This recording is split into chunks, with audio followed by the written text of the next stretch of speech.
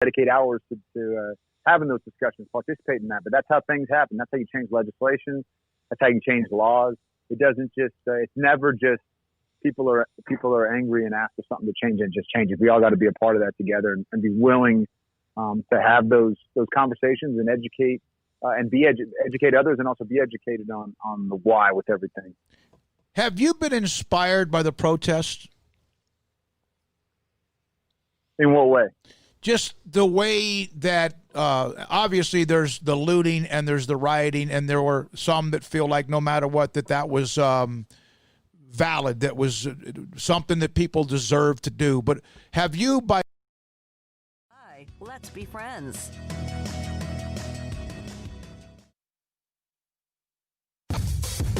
Welcome to SicEm365 Radio. On the fake, on the slant, it's Denzel Mims, and the Bears take the lead.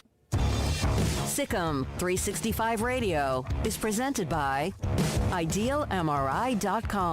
High-quality MRIs for $497 or less. IdealMRI.com. Your health is important, so is your budget.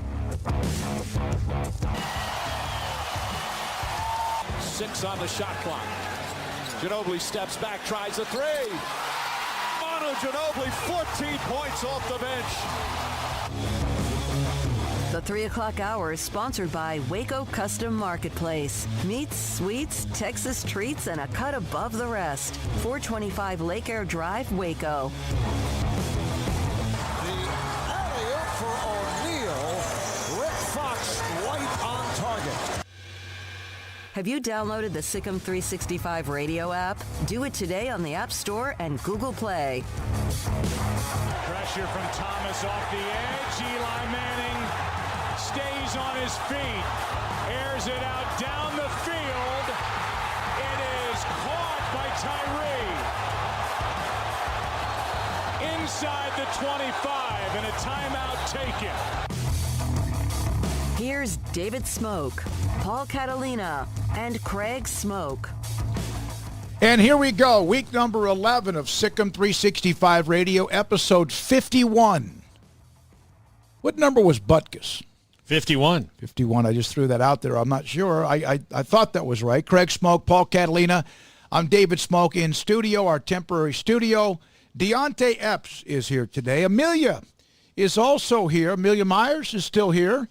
She's not yet left. Yes.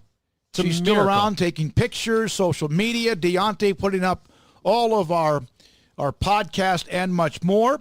And what a weekend it was. And we start by saying Baylor's football athletes, some of them starting to check in on campus. Is that right, Craig? They come in wave by wave over the next 2 to 3, 4 days?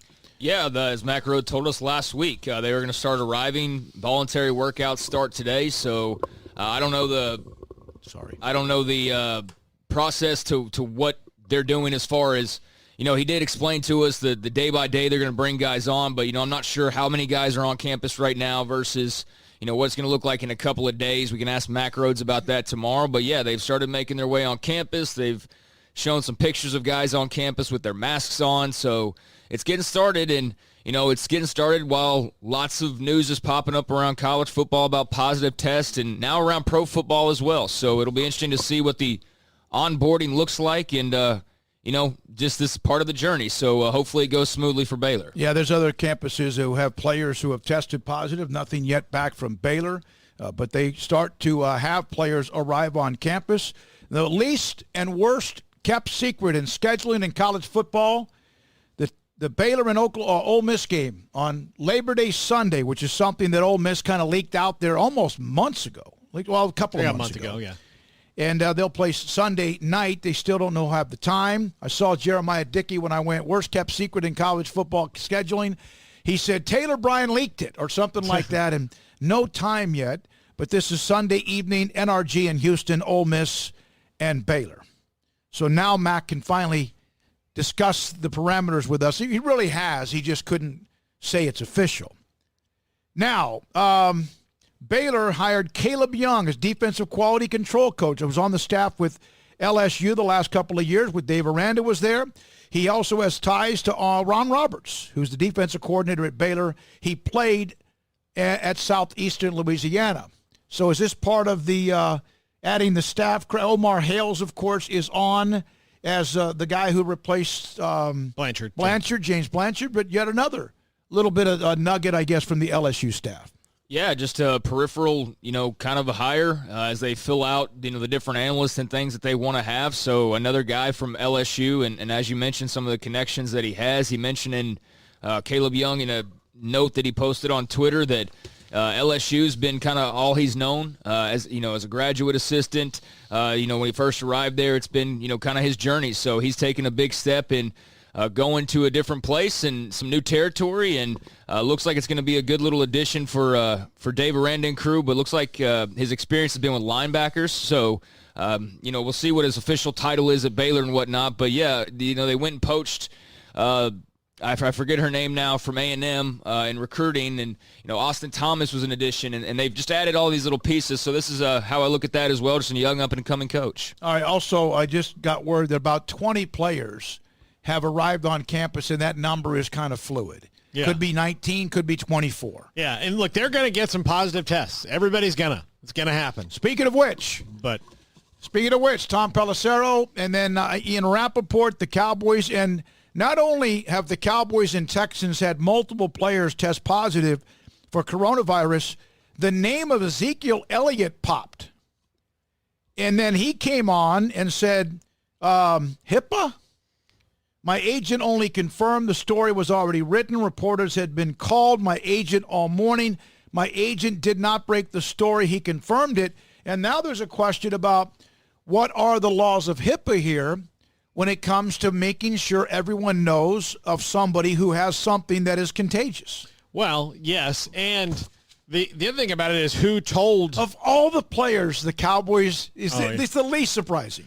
I would have put I would have put any amount of money that I had available to make a bet. I would have put it on Ezekiel Elliott. I mean, we had this whole thing with the party with he and Dak like a month and a half ago, and it's not a big deal. And that was in the midst of like the paranoia of COVID, and now it's died down. Now it's coming back again, as many predicted that it would. And, part of that is because it is being used as a political tool. Hey, everybody come together for the protest, but, wait a second, let's not get together because of Corona. And so they've been kind of talking out of both sides of their mouths, and it's being used as a political tool in some ways. But it's also still a dangerous virus for some people, for many people out there. I mean, I don't think you're joking around about anything when you're talking about deaths being in the tens of thousands, hundreds of thousands when all is said and done. It's better than the millions and millions they predicted initially, but it's still, something you got to keep in mind. And so, yeah, Ezekiel Elliott, he's not a high-risk guy, but who else he been around for the last few weeks? And how long has he been asymptomatic? And how long has he had this? And how many people has he been around? I guarantee you he's been around a lot of people because he wasn't taking it serious 5 weeks ago.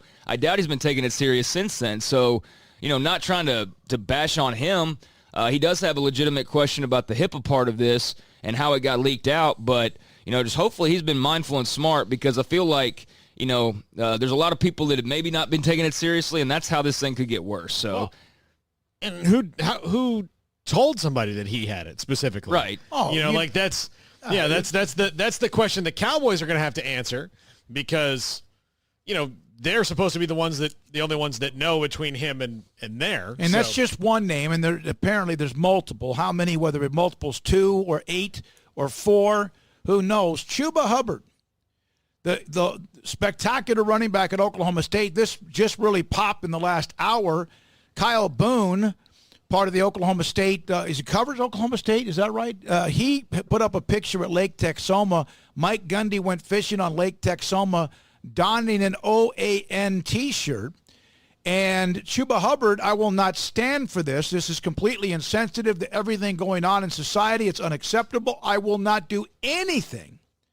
I will not be doing anything with Oklahoma State until things change. Anything as in playing, as in not helping with recruiting like the University of Texas athletes have put down their request, and in some cases the demands late Friday that we discussed. And then I saw Justice Hill just pop and reinforce Chuba Hubbard. Are we now to a point where we're going to dissect what T-shirts say or what they represent? I mean, I understand that's a very right far-right television network. It is, but I have this thing about boycotts, personally. No, what's wrong with wearing that shirt? Is it a Confederate flag? No.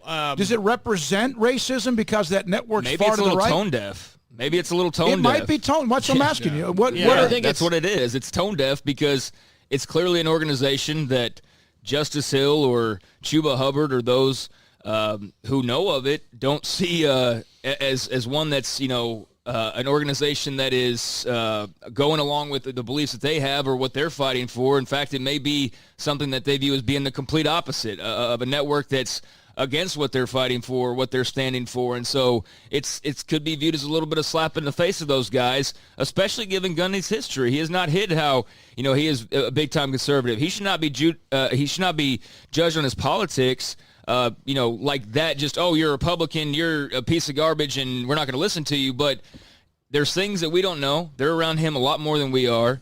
There's a reason why that shirt triggered them for some reason. To the point that he's going to make a statement like that. So, yeah, I think it's something that must just be a little bit tone deaf based on Gundy and based on the number of players now, like a Justice Hill, who's not even in the program, they're all screaming for change now and saying, oh, well, y'all don't know what's going on behind closed doors. So they know more than we do, and there's a reason why that T-shirt triggered Chuba Hubbard the way that it did. We'll have Todd Archer, by the way, from ESPN.com and the Cowboys, the positive test, Zeke, and what it means. We'll have him on today at 3:15. Mini guest David Tyree, Craig Ludwig, former Stars defenseman, high school coaches from Shoemaker and Troy, young lady from Parkview Academy who graduated from high school in 3 years as valedictorian, signed a scholarship today to play volleyball in Arlington. And then also today, Arthur Rhodes. He called me back on Friday, and then we played phone tag like 5 times. I'm dialing him, he's dialing me, and finally we just exhausted each other. He'll be on today at 5. Yeah. There's a quote from an article that was written previously in the Oklahoman that Kyle Boone just put out there for some context. And he was there's this long quote from Gundy about how much he loves OAN, how much he loves One American News. It's so refreshing. There's no commentary. There's no opinions. However, it is judged as being like the farthest right-leaning network out there. So, he has spoken on it before. Maybe that caused an issue, and then to see him in the T-shirt still, maybe that's what it was. I don't know, but it's clearly something that for some reason really ticked these guys off. If somebody wears a CNN shirt, should they stop playing football? If they see a coach wearing a CNN shirt, they don't play football? That's my thing about boycotts is we can start deciding what political issues or MSNBC T-shirt that CEOs and all these people have. And guess what you'll have to do? If you decide you're going to boycott one thing, like if I decided I'm not going to go to this restaurant because their CEO has a belief that is in contrast with mine, well, then I've got to go through every corporation and every big thing in America, and you know what I'll have to do? I'll have to You'll have to starve. I'll have to plant a garden and get my own chickens That's exactly and cows. right. And then even where you get that from, they might do. Yeah, there's no, because that's what. It's like someone who has nothing else to do but go through somebody's timeline day after day after day looking for something they may have said 7 years ago. Yeah. And if they did, they did. There's consequences. But this is getting to be. I'm not saying Chuba Hubbard doesn't have a right to react. He absolutely does. This is getting to be very dangerous. I would be, if I were Chuba Hubbard, I would feel disappointed in my coach. Why didn't he just call Mike Gundy? Exactly. That's what I would have done. I would be disappointed in him a lot. I would say, hey, this is, from my understanding, a news network that's not exactly. So if it's a network that supports Donald Trump and someone wears their shirt, you're offended by that? You don't see how he might be? No, I'm asking the question. Right. So if someone wears a shirt that's the opposite, CNN, MSNBC, are you a player? Are you going to be, if no matter if you're black, white, Hispanic, whatever, and you don't like them, you don't like their views, you don't like their take, you don't like their agenda? It's a slippery slope. That's my point. Yeah, it's a slippery slope. And I get how you'd feel that way. I just think that saying you're not going to do anything, you're not going to play, I would have a discussion with the coach.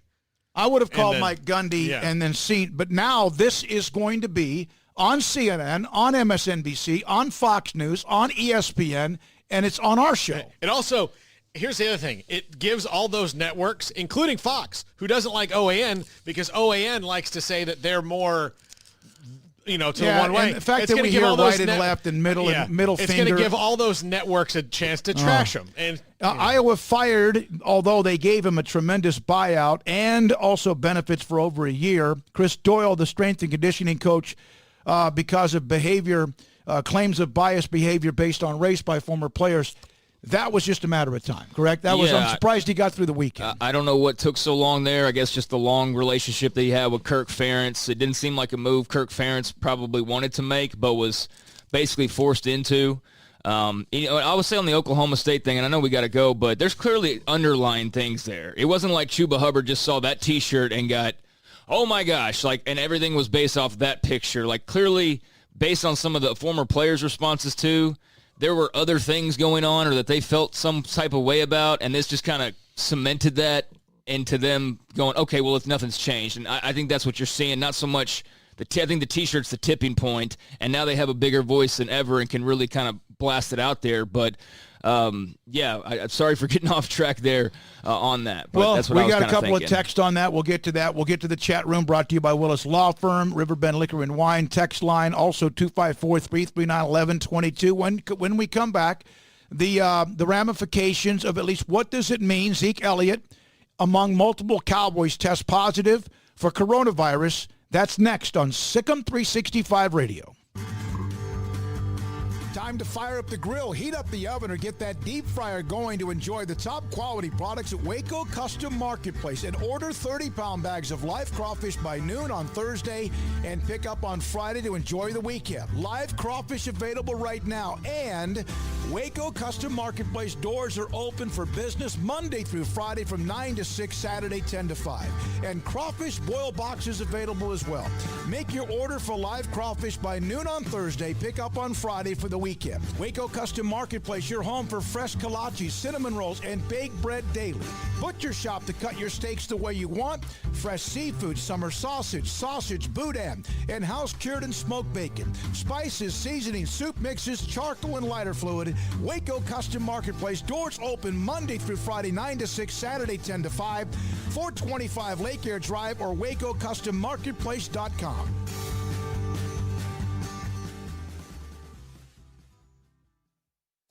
Riverbend Liquor and Wine has their easy-to-access drive-thru open and convenient and clean in-store location on the corner of Lakeshore Drive and North 19th Street in Waco. Riverbend Liquor has the best and most extensive variety of craft beer selections in Waco and Balcones whiskey, including single malt, pot still, baby blue, French oak, rye, and brimstone. Riverbend Liquor and Wine, family-owned and operated, and a hidden gem in Waco on Lakeshore Drive and 19th Street. And find out more on Facebook and Instagram.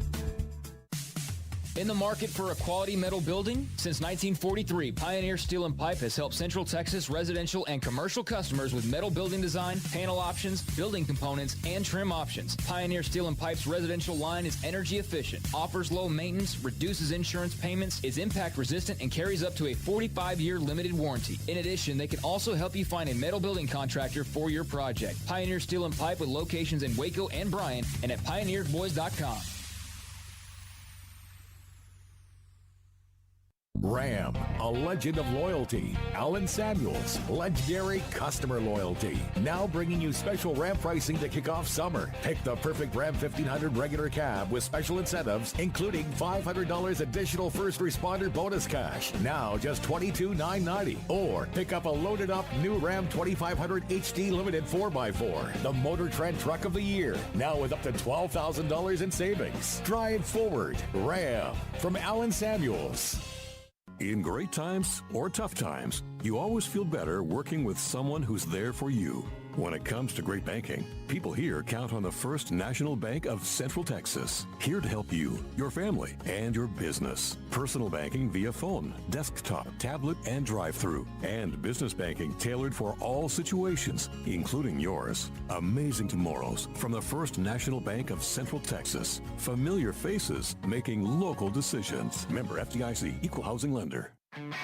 This is SicEm365 Radio. Text us at 254-339-1122. The SicEm365 Radio text line is sponsored by Riverbend Liquor and Wine, with the most extensive variety of craft beer in Waco.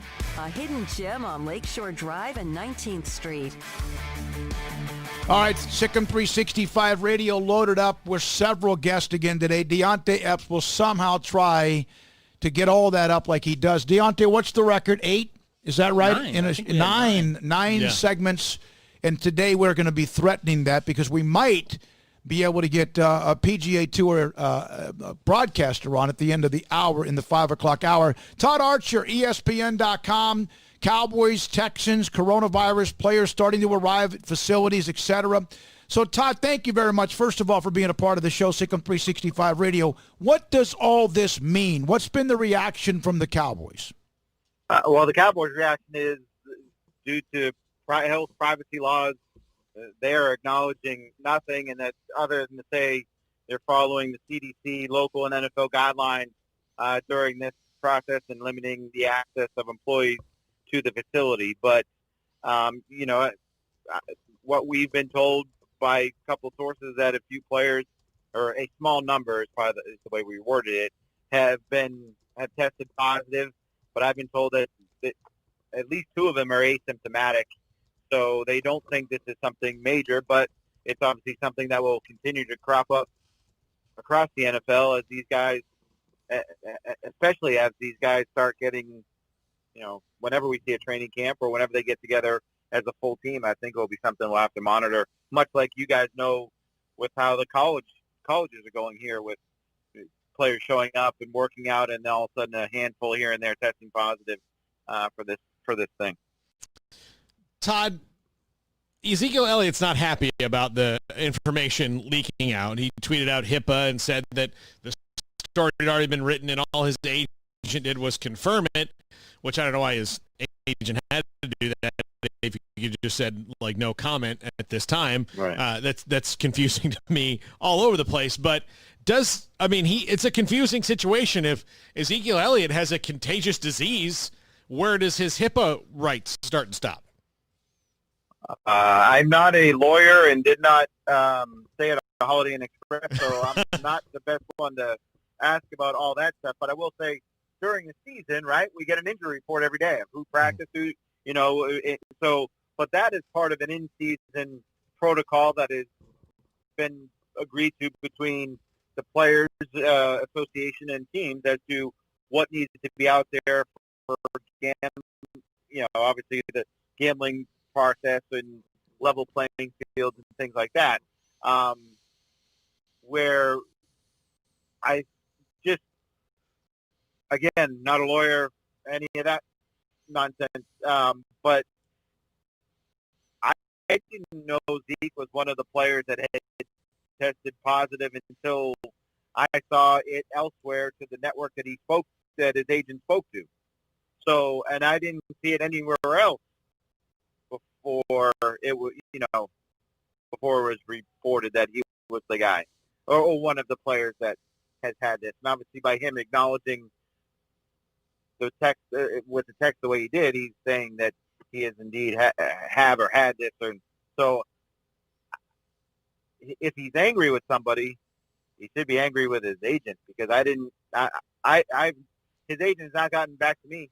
I've not heard anything, or anybody associated close to Zeke has got back to me to say he's the guy. So, it just adds a whole nother layer to this story about where you go when you get your information, and then how you get your information, and what a guy's agent may or may not say or contribute. So, I'm not trying to be flippant when I say this, but it couldn't have been anyone else but Zeke, right? I mean, this is the only way. First, it's like could have been LP Latisaur or something. No, I'm not. Quit. You're making Craig. No, but he's the social but Zeke is the social butterfly. We were just talking about him 5 weeks ago being at a party with Dak. So it just makes sense. It had to be him, right? Yeah, working out with Dak and working out with Dez and things. But again, his agent has told NFL Network that he's feeling much better. I was, again, not knowing the players involved, I was told that this was last week and the guy had flu-like symptoms and he got tested, but within a day or two, the guy was feeling a lot better. So this doesn't seem to be something that is impacting 90 guys on the roster at the moment, in part probably because they're not together at the moment, and who knows when they will get together. Hey, Todd, but it does lead to some scary moments, though, right? If you think of how potentially easily this thing is can be passed along to somebody else, that you get guys playing football, sweating on each other and grunting on each other. I mean, makes you wonder what's going to happen in the fall if and when we have football. No doubt. Hey, Todd, are you surprised at all that Jerry, in the light of everything that's gone on the last couple of weeks and so many coming out and make statements, I know there's been a big to-do about Jerry being somebody who has not come out and said anything. Are you at all surprised by that? And do you think that, I guess, he's being viewed too harshly for not having come out and said something publicly about the protest and what's going on in our world? I'm surprised he has not said anything by this time, but I will not use, and it's easy, I'm a white guy, so it's easy for me to say it this way. Right. I will not use someone's silence as a way of condoning what has happened with systemic racism and oppression for centuries. But as has been pointed out, Jerry is a guy who has a comment for everything. And a lot of the times is when we are asking him the questions. It's not like him coming up to us and saying, here's what I think on subject X. Let me tell you about it. So he's not been as available publicly as he would have been in a normal offseason, either through OTAs or a mini camp or anything like that. But I am surprised that he's not said something yet, and it'll be interesting as to when he does, what he will say, and the reaction to that will certainly carry a lot of news that day, since we don't know when we're going to have baseball. We might not know when we're going to have basketball, and we know hockey's coming back later on this summer, but it will be certainly at the forefront of the news whenever Jerry does make a statement. I think he should say something, but I don't think it's fair to paint Jerry in a way where his silence makes him seem complicit in issues that have bothered this country for centuries. Thank you, Todd. Appreciate you jumping on with us. Really do. Todd Archer, ESPN.com, on the Zeke Elliott, what does it mean other than the obvious? By the way, Kyle Boone just put this up as well. Former Oklahoma State player L.C. Greenwood, who is transferring from the program, said in a tweet, I was called a hood rat and thug on multiple occasions, being threatened to be sent home because of wearing a do-rag and sleeveless shirts.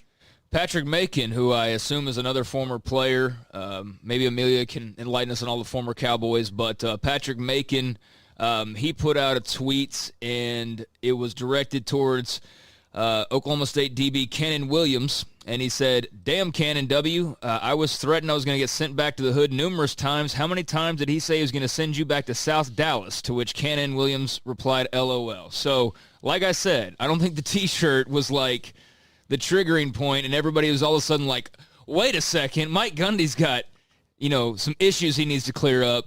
I think that was a tipping point thing, and there's obviously now, this is like 4 players in the matter of a half hour, including your biggest star that's returning next year. I mean, all we're missing is Tylan Wallace coming out and saying something at this point. That's 4 guys in less than a half hour who have all come out and said, phrases referring to things that should not have been said towards them that might have been said towards them, and we'll see where it goes from here. Iowa, Texas, and then all of a sudden here today, Oklahoma State. Imagine you're the SID, the AD, the president. Right. And then, by the way, 11 Waterfields on Twitter. Thanks for the tweet, but I don't know if y'all are being fair to Zeke. He's not the only Cowboys player to test positive, and the party he attended at Dax was in early April over 2 months ago. No. Well, maybe you think that's why I was saying I'm not trying to be flippant, but it couldn't have been anyone but him. It's just like this takes a story that's going to be a big deal because it's an NFL player or team and adds Zeke's name to it. It's like it had to be him. Well, and part of it is just because if you had to pick a guy that was going to be out and about and come into contact with more people, it's going to be the guy who famously has FOMO, fear of missing out, which is Zeke Elliott. Zeke's not going to be a guy who I think would do very well telling him, hey, you can go out to this field and run and exercise a little bit and stay in your house the rest of the time. He's not going to be one of those people who's going to enjoy that. Yeah, man, it's not oh my gosh, can't believe he has coronavirus, or glad that he's got, of course it was Zeke. Like, that's all it is. Thanks, John. Coming up next, he made one of the most famous catches in pro football history. David Tyree, former Giants wide receiver, next on SicEm365 Radio. Waco Custom Marketplace. Went by there a couple of different times last week, and it's always time to fire up the grill. You got family reunions or get-togethers, or you're yourself, you're just kind of doing your own thing, maybe at the lake or in the backyard.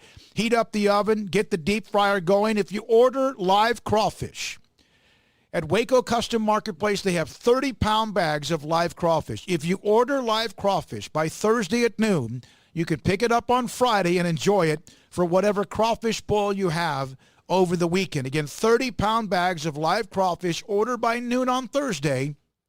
Have it to pick up on Friday for your weekend to enjoy. Waco Custom Marketplace, the doors have been open now for a couple of weeks. Monday through Friday, 9 to 6, Saturday from 10 to 5. Make your order for live crawfish by noon, but also make your orders for custom-made steaks or whatever beef, poultry, pork, or seafood you need. And their bakery open all the time and baked fresh daily bread, kolaches, pies, cakes, you name it, they have it. It's Waco Custom Marketplace, and I went by there last week, and I saw that on the counters now they'll have canned goods, whether it's kidney beans or mushrooms or Rotel tomatoes or maybe something else that you like that you would see at your grocery store. Now you have it in your local hometown flavor, spices, treats, and much more. Waco Custom Marketplace, 425 Lake Air Drive in Waco. One size fits all. That may be all right for an adjustable belt or cheap sunglasses, but when it comes to your financial needs, no one wants a one-size-fits-all strategy. Cam Heathcott, your Edward Jones financial advisor, knows that his most important goals are yours. That's why he takes the time to understand your needs, knowing you. That's how Edward Jones makes sense of investing. Cam Heathcott, covering Conroe and Houston, 936-756-7717 or cam.heathcott@edwardjones.com. Edward Jones, member SIPC. Waco's newest gym, Halo Athletic Center, 5725 Bagby Avenue, right behind Region 12 and across the highway from the Central Texas Marketplace, where motivation, inspiration, and hard work are the driving force. State-of-the-art equipment, indoor and outdoor track, locker rooms, showers, yoga and bar classes by Duality Yoga, Bod Pod potty composition analysis, and registered dietitians, all under one roof, where we rise above. Come join the Halo Athletic Center and be a part of the change, your change. Do you love Friday Night Lights? Would you like to have a bigger role than just watching the action to ensure the games are played fairly and safely? The Waco football chapter of the Texas Association of Sports Officials, or TASO, can make that happen. The 2020 Texas high school football season is right around the corner, and we need you to be a part of it. There's a shortage of officials across the state in all sports, and you can help. If you love the game and want to be a part of the solution, you can help our local student athletes continue to participate in games they love. Never officiated before? Don't worry. Waco Football Chapter can help and prepare you to make the right call. And right now, Introduction to Football Officiating class is accepting registrations. Make your first grade call today by looking us up and contacting us on Facebook at Waco Football Chapter or at our website, wacofootballchapter.com. Find out more about the Waco Football Chapter of the Texas Association of Sports Officials, or TASO. Go to wacofootballchapter.com.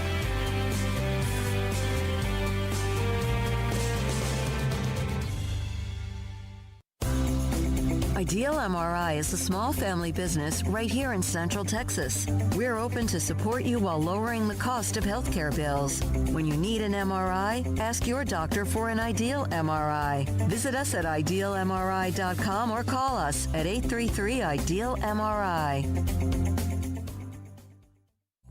We're fighting hard at Pickup Outfitters in our battle to end truck nudity. But it's not just about putting an outfit on a naked truck, it's about making sure you have the very best customer service. So we offer the Pickup Outfitters Lifetime Installation Guarantee. Over time, sometimes your outfit needs a little tune-up, maybe some tightening, adjusting, whatever. If you outfitted your truck at Pickup Outfitters, that tune-up is absolutely no charge for the remainder of the time you own that truck. We also offer free warranty assistance. If for any reason you need to use your warranty, you just bring it back to us and we take care of it. It just makes sense. I mean, operating without a promise like that would be like offering customer service in the nude. And if you've seen our staff, trust me, you don't want that. So do your part to end truck nudity by outfitting your truck, Jeep, SUV, or van at Pickup Outfitters, 220 Lake Air Drive in Waco, where we promise to serve you fully clothed. Check out our website, createacommotion.com. This is SicEm365 Radio. Pressure from Thomas off the edge. Eli Manning stays on his feet. Airs it out down the field. It is caught by Tyree. Inside the 25 and a timeout taken. The SicEm365 Radio Live Guest VIP Hotline is sponsored by Stonewood Dental. We are all in this together. David Tyree made one of the most spectacular, one of the most famous catches in pro football, but that's just a small part of who he is. He now joins us, the former Giants Ravens wide receiver and now part of Director of Player Development with the Giants on SicEm365 Radio. Do you, you've done so much before and even after as a person, but do you get tired of saying that what's it like to be a part of one of the greatest catches in pro football history? You know, that's a good question, man. And thanks for having me on. Honestly, I don't know if it ever gets tired. You know, like to be, I guess you could say, an ongoing part of the conversation in light of NFL history and Super Bowl history is something that, you know, it's surreal. You know, I don't get a chance to have these conversations all, you know, every day. It's not an everyday conversation, but just to have them when they do happen is pretty amazing. I don't know what part is more amazing to me, the way you caught the ball or the way that, you know, and I guess maybe it's just a moment. Rodney Harrison was one of the most feared hitters, was the guy who was right behind you and didn't get a good shot on you. Is that just, I mean, how did you process all that when you got a chance to, like, really go back and look at it?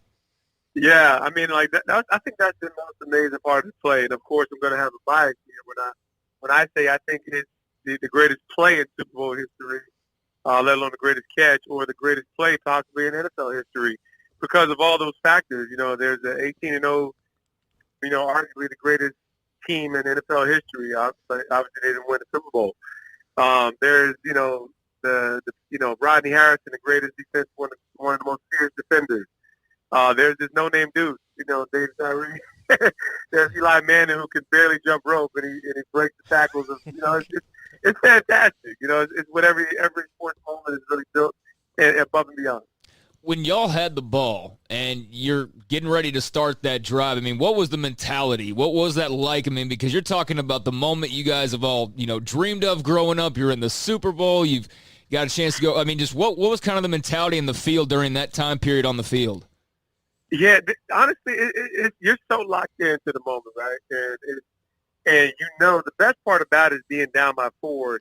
You know, there's no hard decision to make. You know, like when with the time, you know, like you're down by 4, you're going for the win. So it's 4 down. It's, you know, it's your best call. It's your best play. And I think, you know, the fact that, you know, of course we have a shootout to end, you know, where they. And I'm telling you that last game of the season was absolutely that. As far as we felt like we could beat that team, we went at them, and they were the better team that day. And so, you know, having that mission going into the playoffs for us, it was like this is it. This is our moment. We're gonna go take it. And we came out. Our actions matched our beliefs, and we ended up being both champions. Did you ever think, David, early on in your life, because you had to go through quite a bit? You lived in a one-bedroom home with, I think, your sisters and your mother, and you went through a lot. You went through quite a bit in your young life. Did you ever think you would ever be someone like that in that moment? No, you can't. You know, that's the most amazing part, and that's why I'm just a big believer in God and big believer in miracles. You know, it's just, you know, like to think that you can do something great is one thing, and I think we can all conceive doing great things. And even going into that game, you know, I was like, you know, old cheap plug in my book, more than just a catch. I talk about some of the new things that happened before the game that had me full of faith that something great would happen. But when I score a touchdown to go ahead in the fourth quarter, I'm thinking that's as good as it gets. Mm-hmm. I mean, like, what I the greatest catch in Super Bowl history, but the most forgotten touchdown in Super Bowl history too. So what could be greater than that in a moment like that? And I guess the only thing greater could be to actually have this iconic catch that's going to be remembered in NFL history. So no, I can't say I ever concede that. And I'd be lying to act like I can do it again. It's something that's a still moment. It's an eternal moment. I'm a recipient of it. So you have 7 kids, is that right? Yeah. That's the other miracle. Yeah, well, it's a miracle you can get through most days without collapsing. How much of and you started having kids really young? How much of your transformation in life was because of those kids? Honestly, a big part. I just actually Friday we just celebrated the graduate. My oldest son is 18. He just graduated high school, and it was his birth while I was in college. 21 years old. No one's really truly looking forward to that. At the age of 21, and with all the joys of just being in college and being a fool, right? And it was a moment of sobriety. It was a moment of responsibility and a moment of accountability that I felt like I had to measure up to. And that was really the first time where life wasn't about me anymore. And so that was, I call that the first awakening, and I think life is about this evolution of growth, maturity, and transformation. And so, of course, we were fortunate to, I was fortunate to grow and, God got a hold of my life and things radically transformed in a way where I was able to create a wonderful marriage and a healthy environment for the rest of my crew. We just kept going. How has the family dealt with the lockdown? Imagine 7 kids, all different ages. Well, what's the lockdown period kind of been like? Yeah, it's been pretty neat. I would say this. The lockdown really brought the big boys home. So we're a homeschool family anyway. So, the transition from that standpoint wasn't that difficult. But myself, as a working man, I came home, and my older 2 sons, they were attending a private school. So, they came home as well. So it kind of brought in all the appetites, and food bill is definitely raised up a little bit. But it's also created some really meaningful times.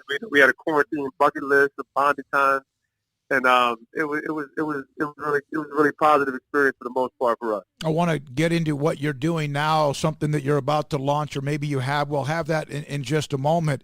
David Tyree, former Giants wide receiver, made the catch that allowed the Giants to keep a drive alive and then score and upend what was then unbeaten New England. I mentioned how you grew up and some things you had to deal with. What led to that? What made you so miserable? Was it that you were you part of it at the time, a statistic, or were you just trying to find yourself? I think that could be a fair assessment. I think every young man without, I think we're all born, everybody got a mother and a father. Everybody's starting where they start, and no one's cursed because of where they start. And I think we all have to find our way to what is most ideal and what, of course, I would believe that God has purpose for us. And so, when a kid starts in a home and he doesn't have a dad, and my dad was around, so that's not my story, but I grew up in a divorce home. I grew up looking for purpose. I grew up looking for that validation. And everybody finds it in different places. Some people find it in gangs. Some people find it in alcohol. Some people find it in women. And I think that's the normal human experience, depending on what your upbringing is.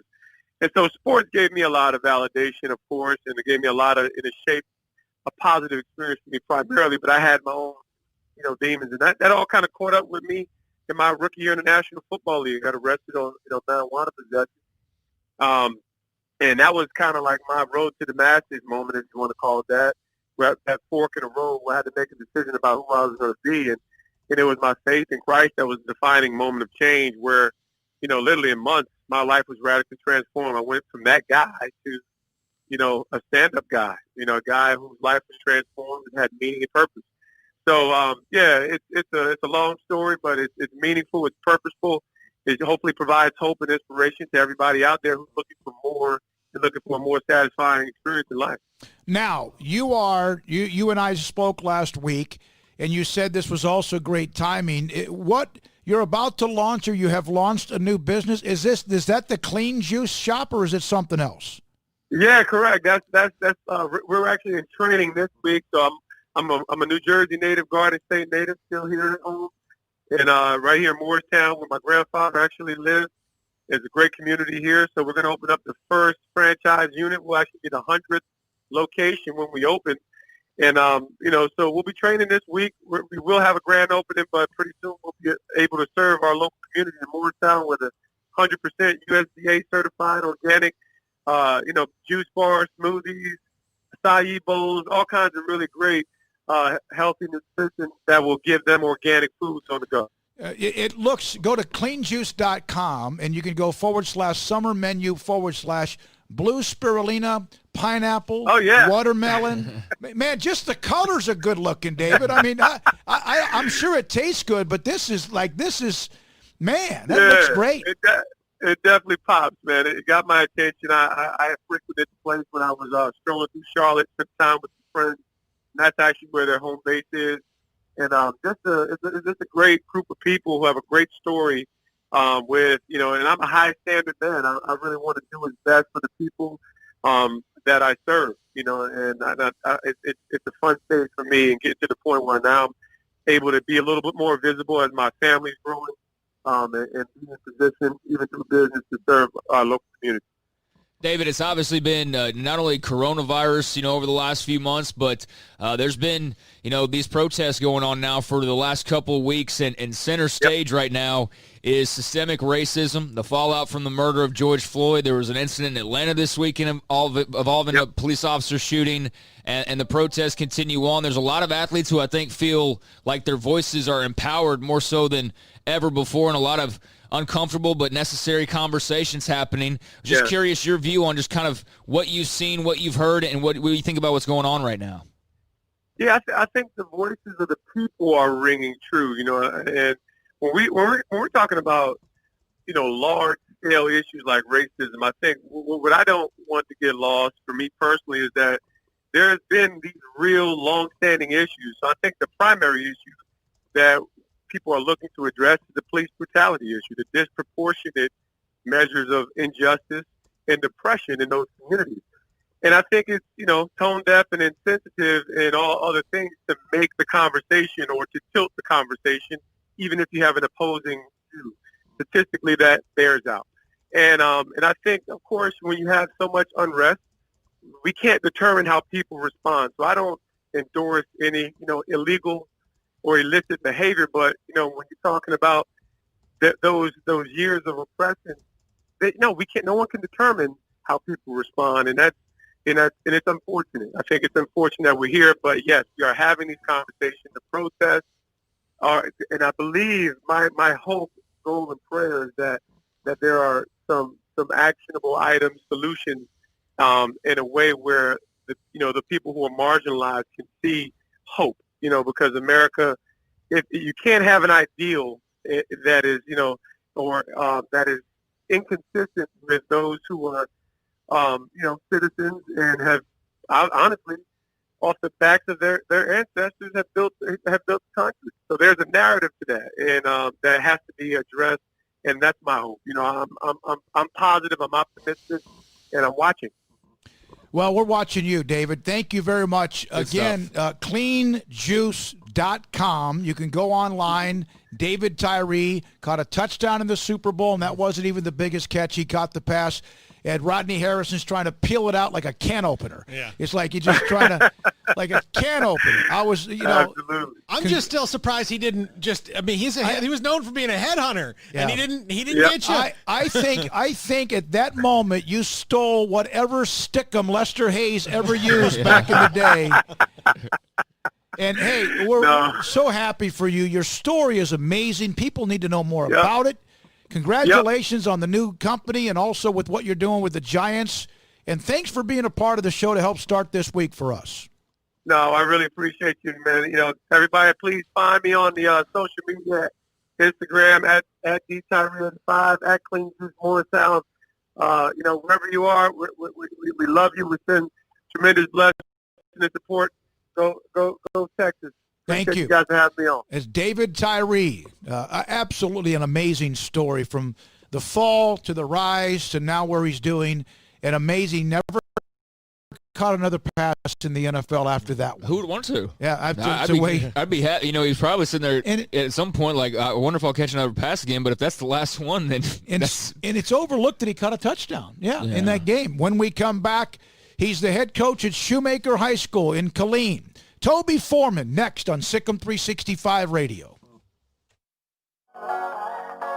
Have you ever thought about how great it would feel a month or 6 months or a year from now if you weighed less and were in better shape and more fit than you are today? Think about that. Words can't explain the confidence I have because of what I've experienced and what I continue to experience every day at Waco Regional Tennis and Fitness. I promise if you join today, you'll thank me later. Offering a variety of different classes, over 40 of them every single week, including boot camp on Tuesday and Thursday mornings. And there's free daycare. Waco Regional Tennis and Fitness open Monday through Thursday 5 to 10, Friday 5 to 8, Saturday and Sunday 7 to 7. Contact personal trainers Christy London or Randall Corley and let them make you feel better about yourself. Also, world-class tennis facility with Pro Britt Coleman and Director of Adult Tennis and Special Events Joe Rosa. A spacious, clean, and sanitized workout room, no intimidation, tremendous camaraderie, an all-new atmosphere that will make you love doing burpees. It's time to react today, not tomorrow. Waco Regional Tennis and Fitness on Lake Shore Drive in Waco.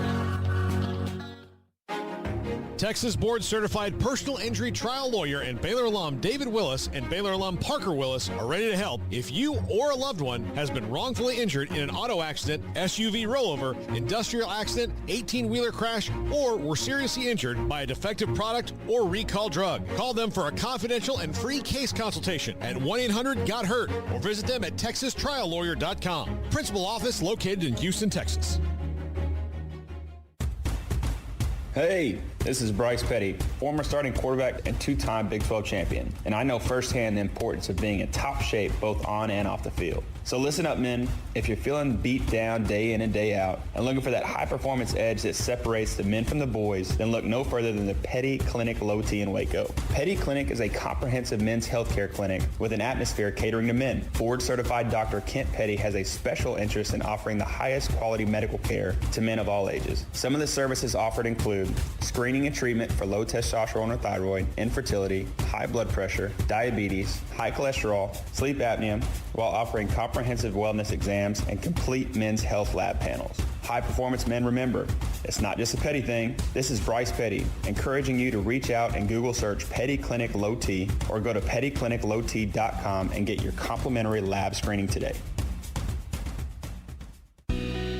Let Camille Johnson Realtors guide you seamlessly through the process of buying your dream home or selling your current one. Commercial, farm and ranch, or residential, Camille Johnson Realtors can smoothly and successfully lead you through any transaction with a team of 24 experienced agents who are excited about serving you. Camille Johnson Realtors services the entire greater Waco area. If you're in the market to buy or sell, contact Camille Johnson Realtors, 104 Midway Center in Woodway, or find them online at www.camillejohnson.com. Camille Johnson Realtors, elegant, charming, warm. Welcome home.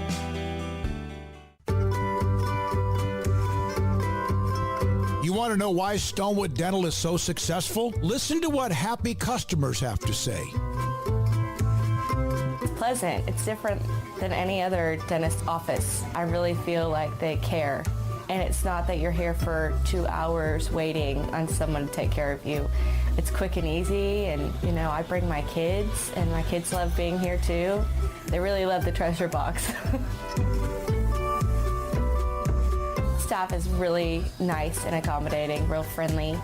You feel more like home. It's not sterile looking. Everybody has their own personalized rooms with decorations and decor, and they'll even have a blanket for you when it's cold. I've recommended people to actually come here, and they are patients now. I really love it here. It feels like family. Learn more, stonewood-dental.com.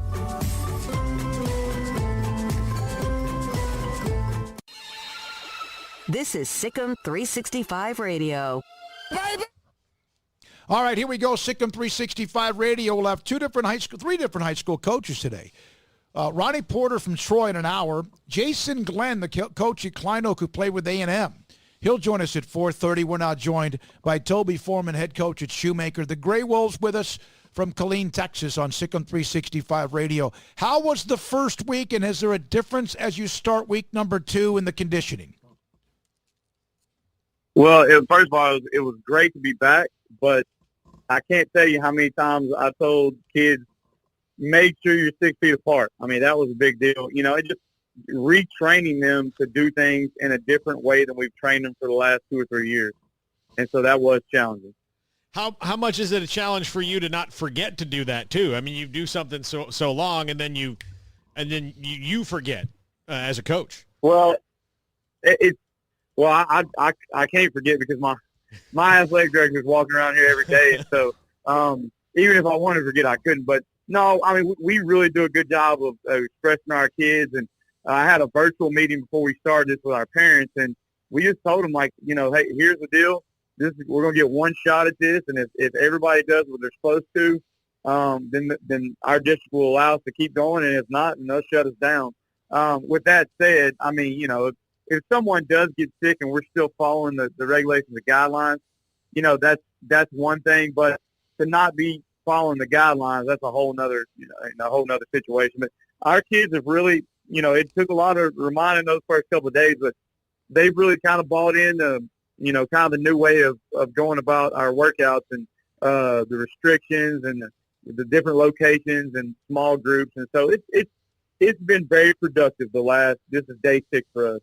Toby, what group has been the most excited about things being back to somewhat normalcy? The coaches, the players, or the parents of the players, since they've been around for a lot, you know, more than they normally would be during these last couple months? These parents have probably been really excited because their kids are sleeping. They're going to sleep probably a lot earlier at night, and they're working out during the day. But no, the kids are the most excited.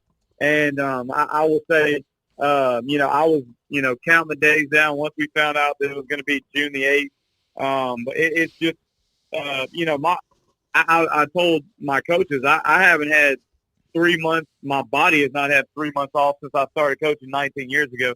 And so, you know, I'm rejuvenated, ready to roll, and I think our kids are too. Surprisingly, we had a lot of kids come back in fairly good condition. And so that was the thing, you know, you don't know how the linemen are going to come back and are they going to be out of shape. But, I mean, everybody, you know, I haven't had a whole lot of issues. And we had 121 kids that were returning 10th through 12th grade for football, and 116 of them had parents that are allowing them to come back to work out. So that's a good percentage. Well, this is an insane number. The returning letterman 28 is a 6A school. It's not one of those suburban schools with 4,000 students. But I can't remember 39 years covering high school football. Rarely have I ever seen when it says how many starters back on one side of the ball, and you have every starter back on offense. Tybell, Monterey, Baldwin, all of them, Devin Brown. That's crazy, Toby. You told me about a year ago that you guys were about to turn the corner. You made the playoffs.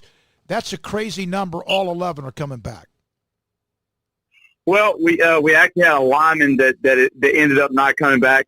But for the most part, yeah, when you get that many guys, because what's crazy is if you went to the depth chart, even their backups are back. So this group was really, really and we got 6 or 7 guys back on defense. So the punter's back, the kicker's back. I mean, this group was really – they came in as freshmen, and this was kind of the group – it was my first group of freshmen, and they bought in. And they had parents that weren't either, if they were military, they were retired, so they kind of stayed. And then there's a lot of kids that grew up in that group that are from Killeen. So the issues that I was having with those older groups at the beginning with the military moves and transferring out of here because of, you know, we weren't winning any games. This group kind of stuck it out, and you know, I think they won 9 games as freshmen. I think Midway beat us. And then as sophomores, a lot of them were on the varsity. So they were a part of that 2-8 year. And then last year, you know, we did turn the corner in 7-4. And, you know, that's a big deal. You know, I mean, I said this to you before, 7 wins in a regular season. I think minus 1 year when Coach Hall was here when they had a forfeit to put them at 8 wins. 7-3 is the best 10-game season it matched the history of the school. And so that's a big deal. And to have that many guys back and that much experience, and of those guys, there's at least 12 or 14 of them that are going to be 3-year starters. So there's nothing that makes up for experience. And especially with everything that's went on, we didn't have spring ball, but it didn't affect us that too bad because we have so much experience coming back. Toby Foreman, head coach at Shoemaker, with us on SicEm365 Radio. Toby, with the district being shook up a little bit, Midway and Waco High are on their way out, but for the most part, it pretty much stays intact. Do you view that as an advantage, or was that what you were kind of hoping for, was the district staying as is because of the familiarity? I'm still scrimmaging Midway, and they're a great opponent. And clearly, they're just like Temple, they're a name brand, blue blood in the state of Texas. Everybody knows, that name. And so, you kind of hate to see them go, but at the same time, you really kind of don't, because Midway is good in so many sports. They just annihilate people in some of those spring sports. But at the same time, we get Brian in here, and we lost Waco High as well. And so, it'll be a tough district. I mean, it's 6A ball in Texas, and, the teams in our district are going to be prepared, and you've got coaches that can coach. I mean, my goodness. I mean, let's look at the head coach at Bryan High. You got people like that coming in. And so it'll be very challenging, and I do expect us to, be able to take care of our business. But the district won't be easy by any means, no. Thank you, Toby. Again, went to high school at West Orange Stark, has been at Beaumont Central. State championships in his blood. Thanks for your time. Good luck. Great to have you on the show. We appreciate it, and stay safe. All right, thank you, and go Grey Wolves. That's Toby Foreman, the Grey Wolves, Shoemaker High School. 28 Letterman, 17 of 20, well, actually 16 of 22 starters are back. When we come back, hockey. They're coming back, right? Bad news from baseball. Rob Manfred now taking a completely different turn on how he thinks about the season. Craig Ludwig, former defenseman for the Dallas Stars, next on SicEm365 Radio. Riverbend Liquor and Wine has their convenient, wonderful, easy-to-access drive-through open, convenient, clean in-store location, corner of Lakeshore Drive and North 19th Street in Waco. They have the best and most extensive craft beer variety in Waco. Great walk-in fridge. You can see it is absolutely unbelievable. So you want something, you don't want to go in the store, you can just drive up to the drive-thru. It is easy as can be. You walk up, you tell them what you drive up, you tell them what you want. They go grab it for you. You give them your method of payment. They give you the stuff, and you're on the way. Riverbend Liquor and Wine, a hidden gem in Waco on the corner of Lakeshore Drive and North 19th Street.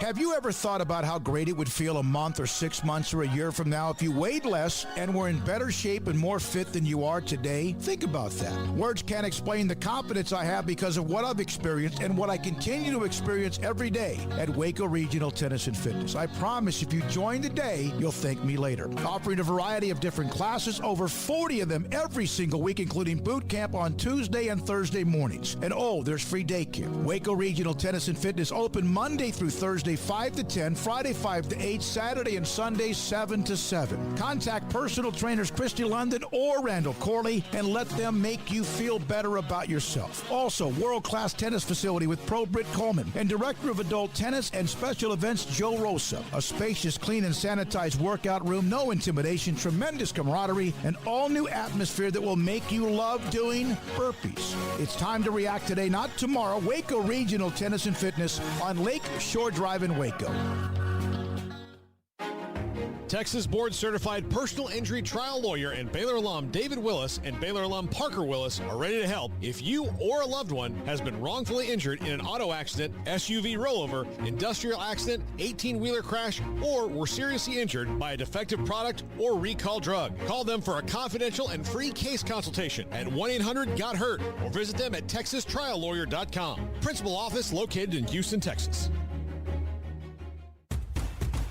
Hey, this is Bryce Petty, former starting quarterback and two-time Big 12 champion, and I know firsthand the importance of being in top shape both on and off the field. So listen up, men. If you're feeling beat down day in and day out and looking for that high-performance edge that separates the men from the boys, then look no further than the Petty Clinic Low T in Waco. Petty Clinic is a comprehensive men's healthcare clinic with an atmosphere catering to men. Board-certified Dr. Kent Petty has a special interest in offering the highest quality medical care to men of all ages. Some of the services offered include screening and treatment for low testosterone or thyroid, infertility, high blood pressure, diabetes, high cholesterol, sleep apnea, while offering comprehensive wellness exams and complete men's health lab panels. High performance men, remember, it's not just a Petty thing. This is Bryce Petty, encouraging you to reach out and Google search Petty Clinic Low T or go to pettycliniclowt.com and get your complimentary lab screening today. Let Camille Johnson Realtors guide you seamlessly through the process of buying your dream home or selling your current one. Commercial, farm and ranch, or residential, Camille Johnson Realtors can smoothly and successfully lead you through any transaction with a team of 24 experienced agents who are excited about serving you. Camille Johnson Realtors services the entire greater Waco area. If you're in the market to buy or sell, contact Camille Johnson Realtors, 104 Midway Center in Woodway, or find them online at www.camillejohnson.com. Camille Johnson Realtors, elegant, charming, warm. Welcome home.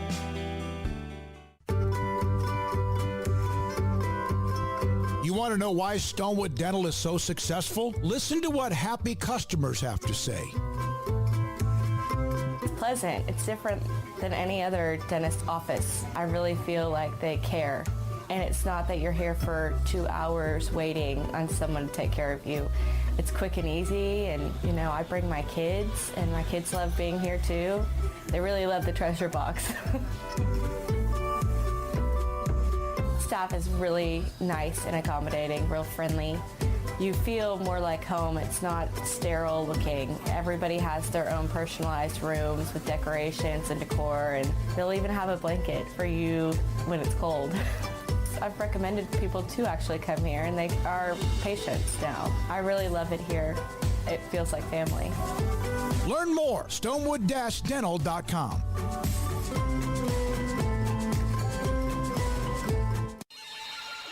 This is SicEm365 Radio. Baby, we're going to be here all day. We're going to be here all day, baby. I like this kind of party. I like this kind of party, baby. The 4 o'clock hour is sponsored by Boozer's Jewelers, the wedding ring store, specializing in custom jewelry and repair, all in-house. Here's David Smoke, Paul Catalina, and Craig Smoke. Well, one thing's for sure, baseball is a mess. And Rob Manfred, who last week said he was 100% certain baseball was coming back, now not so sure. Hockey, the National Hockey League, plans to return, of course. And Craig Ludwig, former defenseman for the Dallas Stars, among others, the Canadiens, Islanders, and North Stars, who became the Stars, now joins us on SicEm365 Radio. First of all, Craig, thank you very much for being a part of the show. Can hockey has had their turmoil, but can you imagine not coming back at all and playing right now? For us guys that played for a long time, and this is pretty much all we know, we can't imagine no game. But I think under the circumstances, and I think if you're a player and some of the things that have been thrown around as far as, how the time away from your families and what's the setup really going to be about being able to, are you going to be in one city the whole time, and are you going to be away from your kids and your family for 3 or 4 months? In a way, that's not a bad thing, because if you're away from your family that long, it means you've probably made it to the Final Four, maybe even the Final Two. So I think like normal, I look at especially the times that I played, we would do whatever it would take to get back on the ice. There was no such thing as being hurt too much that you couldn't play, and it's probably why we live with our injuries more often. But I think most hockey players are the same. Is they live to play this game, and whatever it's going to take, they want to find a way, and they'll play through it. Speaking of playing through it, has there ever been more of a play? Is there a sport that understands playing through it more than a hockey player? Someone like yourself or anyone who's played the game, how tough the tough guys are? No, well, I'm sure if you're going to talk to some of the guys from the NFL, they'd have a fair argument. But I think when we look at it, we've looked at 16 teams make the playoffs, and you got to get through 4 rounds, 7 games in each one of them, and you're playing every other night against the same group of guys for 2 weeks. And when those kind of things take place, you learn to hate people real quick, and you can, and I think on the other side of the coin, you find ways to get under the skin, and you find what makes a player tick, and and what may get him off his game, and you try to find other teams' weaknesses. And again, it truly is the war of attrition, because I mean, if you could ever see, and every player probably in every sport, but I know I can only speak about hockey, is they're hurt at the end of the playoffs, at the end of the regular season, heading into the playoffs, and so everybody's hurt anyways. And I mean, I've sat in rooms and hour before a game, and there's 5-6 guys in there doing whatever they have to do and working with their trainers and their doctors and just telling them, hey, whatever you got to do, get me through the game tonight, and we'll worry about tomorrow. So, it's a long road. And, for the NHL guys, for sure, I mean, there is no pay. You get bonuses and all that kind of stuff, obviously, for winning. But, the last regular season day, that's when you're on plan. So you truly do live and do whatever you can to play for that trophy. And it's a long road, but at the end of it, it's well worth it. If you were playing right now, would you enjoy the format that they've come up with to get the season in? Yeah, you know what? I think they've kicked around so many different scenarios, and really, it's really more for the bottom teams in the league. I think they were trying to get everybody to come back and try to have, whether you're getting in 24 games, 30 games at the regular end of the season. My thinking was, you look at the bottom 4, 6, 7 teams at the bottom of the league, what's the incentive for those guys to even come back? They're not going to make the playoffs. And anytime you're going basically through the motions, it's just getting things over with. That's when you get hurt. And the last thing you want to do is kind of go through the motions. You get injured before you're going to go on break in the summer. You spend your whole summer training and trying to get back into shape for the regular season. But I'm really in favor of the reseeding. I like the round robin. They're going to find a way to get the top 4 teams, it sounds like, in the East and the West to play some games while the other teams kind of, weed it out and sort it out. And, and what it does is it makes the round robin worth something, and especially I look at Dallas, and I believe Dallas, of the 4 teams, are going to, they're going to be one of the lower seeds. That round robin is pretty important. I mean, you come out of that and you win 2 of your 3 games, you're probably going to get a better opponent, because after every round, and then you're going to reseed. And so I like that. I like that format.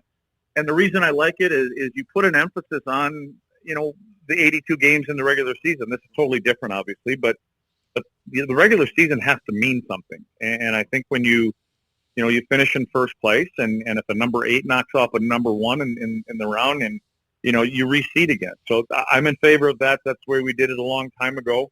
And I think every game means something. And right now, and it's going to be interesting to see how these guys get up and get going. I mean, everybody's been off for a long time. I look at Dallas. They've got, if not the oldest, one of the oldest teams in the league, and that could be a bonus for them, because they've had a long time to rest. They've got some injured players back. But then on the other side of the coin, there's some teams in the West, especially like a team like Colorado, who is one hell of a team, and they're fast, and they've got talent, they've got skill, they got goaltending, and they finished the season with 4 or 5 of their key players out. So right now, we talk about players going into the playoffs hurt. You're going to have everybody healthy. They just got to get up to speed, and whoever gets up to speed the quickest is going to have the advantage. Craig, you're a Wisconsin guy. Went to high school in Wisconsin, born there. Played college in North Dakota. You're in Montreal for forever. So you were up north. When you first heard about the Dallas Stars becoming a franchise and the North Stars moving, what were your initial thoughts about going down to Texas to play some hockey? Did you think it was going to work at the time, and were you at all surprised by how well it worked over these last couple decades? Well, I'm not surprised that it worked, because we had a good team, and we at the time we had Bob Gainey as a coach and then a general manager, and we were together in Montreal, and he was our captain in Montreal, and then as a coach and a general manager. And when you play for the Montreal Canadiens, it'd be similar to playing for, the Cowboys, the Yankees, and winning championships and, doing well in the playoffs is what it's all about. And so, when we first moved, for me, I was excited when I went back to Minnesota, because I had been in Montreal for a long time, and I go to Minnesota, and, I'm only 4 or 5 hours from my hometown in Wisconsin, and it was kind of a blessing and a curse. And, you're you're close to your friends and they can come to games, but then let me tell you, you were too damn close because they used to call and say, hey, man, is it okay if we come down in a couple weekends for a game? And sure. And next thing you know, they were calling 4 days ahead of time and saying, hey, okay if I come from the game. And then the next time, you know, they're knocking on your door. Hey, we're here. And, you know, I tell you what, I never told them that, hey, dude, we don't get free tickets. We buy our tickets, you know, and so we never told them that. So, but then when we moved to Dallas, I think everybody was very unsure. I mean, Dallas, Texas, what do they know? And I will probably never forget, and I've told this story forever. I remember one of our first preseason games, and, you know, you only really play, veteran guys only play maybe 3-4 preseason games. And our game in Dallas, we were sitting in the stands, an old reunion, and there were a couple Cowboys sitting in front of us, and we had scored the first goal of the first preseason game. And I remember those two guys saying something like, man, these guys, you know, they don't even know what they're doing keeping score. They've only got 1 point on the board. It should be 3 points. They thought it was a field goal. So, you know, you look around, you kind of go, what are we getting into? But I'll tell you what, the organization and Daryl and, you know, the announcing guys, they did a really good job in between periods. They did like one-on-one things. They were trying to teach what icing was, what offsides were, so that they could learn you know, the rules of the game, because they are a little bit difficult for player or people that aren't, you know, into hockey that much. But tell you what, we've got some of the greatest fans today, and they've learned, and we've got some loyal fans that have stuck by this team since they've come. No question. And it's really, when you look at, the Cowboys have been around since 1960. The Rangers arrived in 72. The Mavericks franchise, I think, began in 1980. But you guys took over that town. You know, there was kind of a void right there at that time. And the Rangers had come off a couple of 3 playoff teams, but you just took over that town. And now, man, that town, and plus just the way America has changed with people moving south, has taken into it. It's become kind of a hockey town, hasn't it?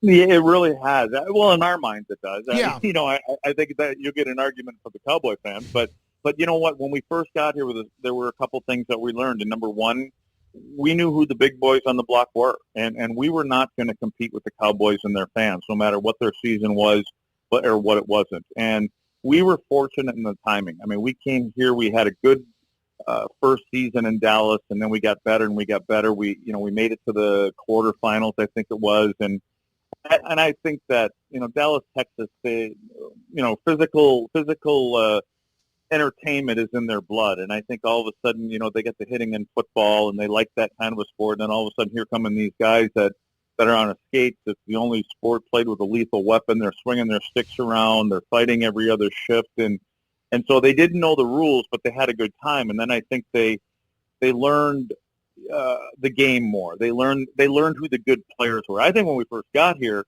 you know, if you ran people over and you got in a fight here and there, you were kind of the guy. And, you know, there were some of us that were like, man, they know who we are already. And we were all wondering, when are you going to figure out who Mike Modano is? You know, like this kid here is one of the best players in the game. It didn't take long, and they found out who Mo was, and rightfully so. So, you know, they say you never get a second chance to make a first impression. And I think a lot of us looked at that and said, you know what, we come here and they don't know a lot about the sport. And it's kind of that way anytime you even get traded. You really have to do that all over again for your new coach and GM and things like that. So it worked out well. I mean, the fans got on board.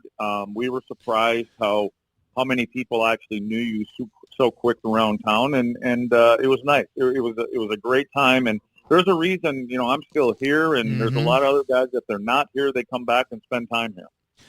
You had Belfour, Hatcher, I mean, my goodness, it was Zurbov, Modano, and I could go on. Brett Hull, of course, with the famous goal. Neuendijk, it just one after another. There were, and I know I'm missing some guys. It was just such a great team, and I'll never forget it. It was amazing the way you took over that city, and we appreciate you. Craig Ludwig, former Stars defenseman, with us on SicEm365 Radio. Paul? By the way, Craig, my best friend from growing up is a huge Buffalo Sabres fan, so I will be emailing this interview to him just so he has to listen to it, and then he'll send me a bunch of different photos of what he thinks is the worst call ever.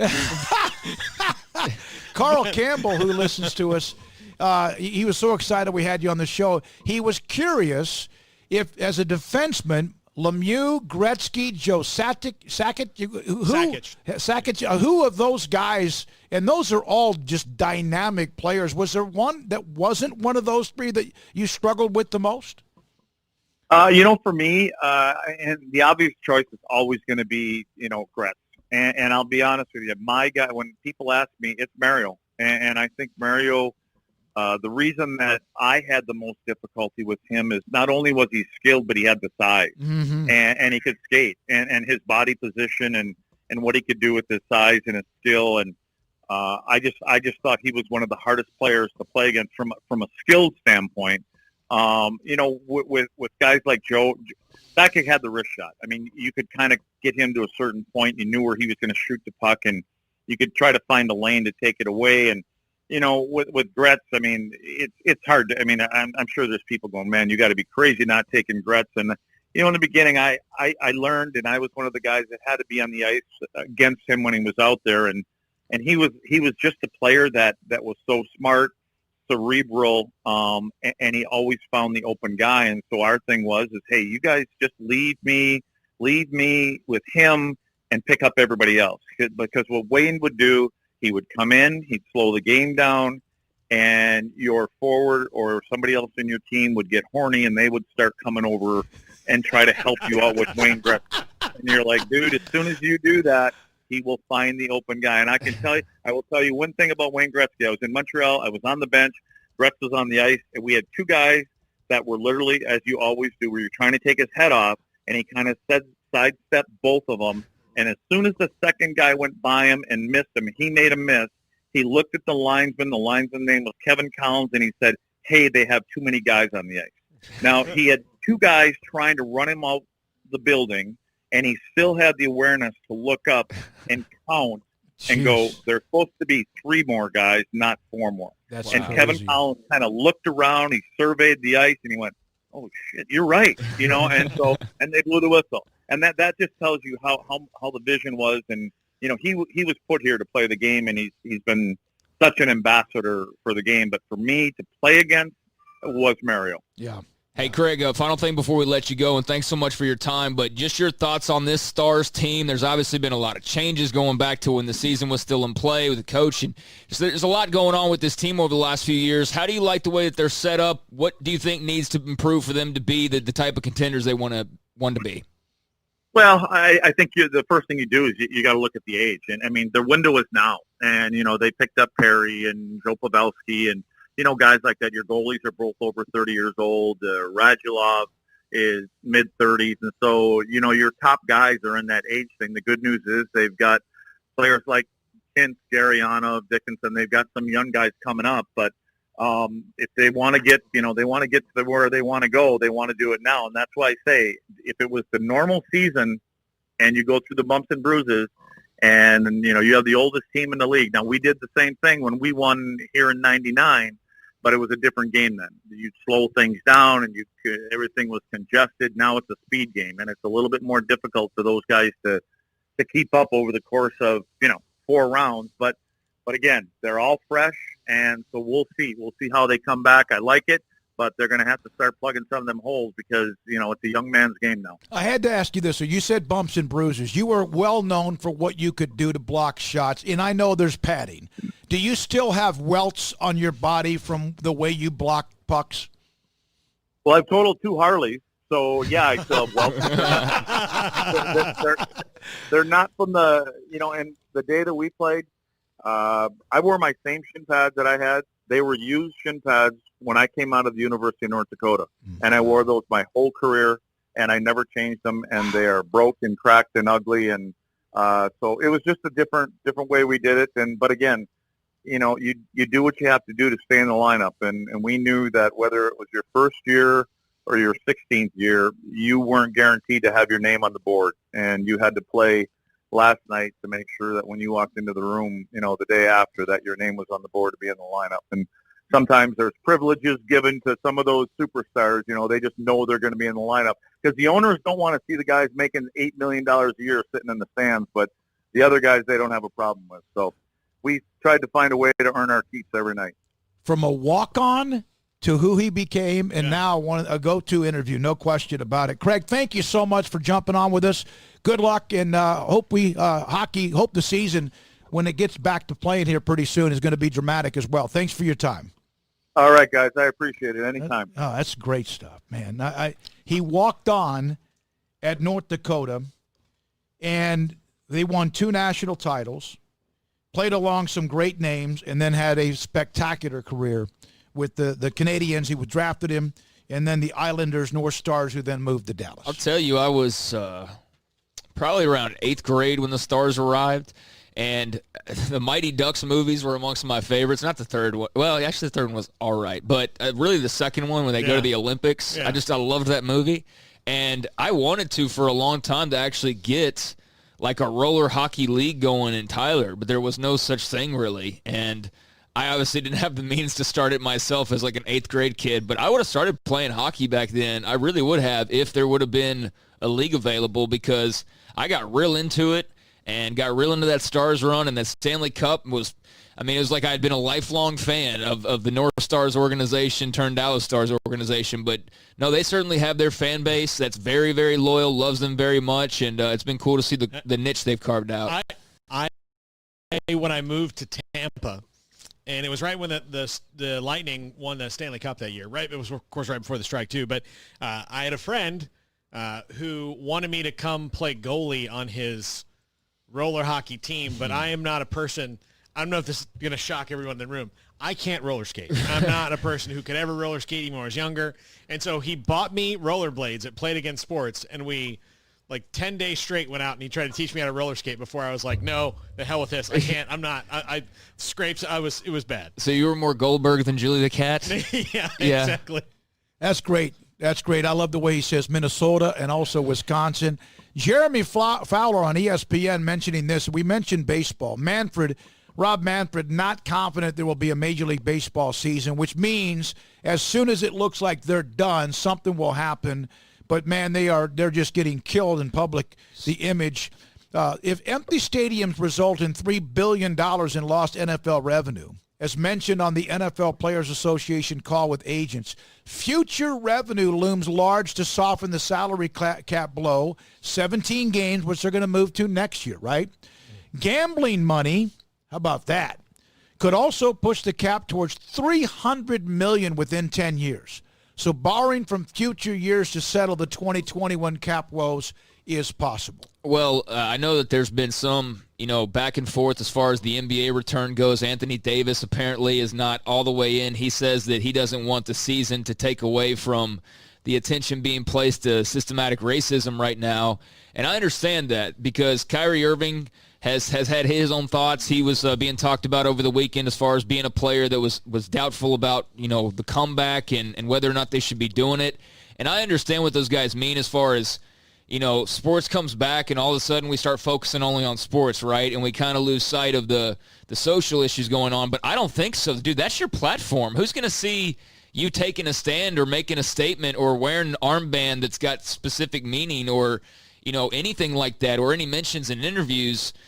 You playing games and entertaining people and getting more eyes on it, or are you tweeting every once in a while? So, I kind of understand where some of these athletes are coming from as far as they don't want to be a distraction because they want the focus to be where it is currently. But at the same time, I think that they're doing themselves a little bit of a disservice because that's your platform for one. That's what you get paid to do. And I think the world could use a little bit of distraction every once in a while, especially if it's a distraction that you can still get that message across in some form or fashion. It's not as though there would be no mention or any focus whatsoever. So hopefully those guys, are able to sort that out. I know he said he would side with LeBron. LeBron's very much a pro comeback guy, but on the Major League Baseball front, that was a conversation Manfred had with Mike Greenberg on whatever the return of sports is. I guess some special that they're doing on ESPN.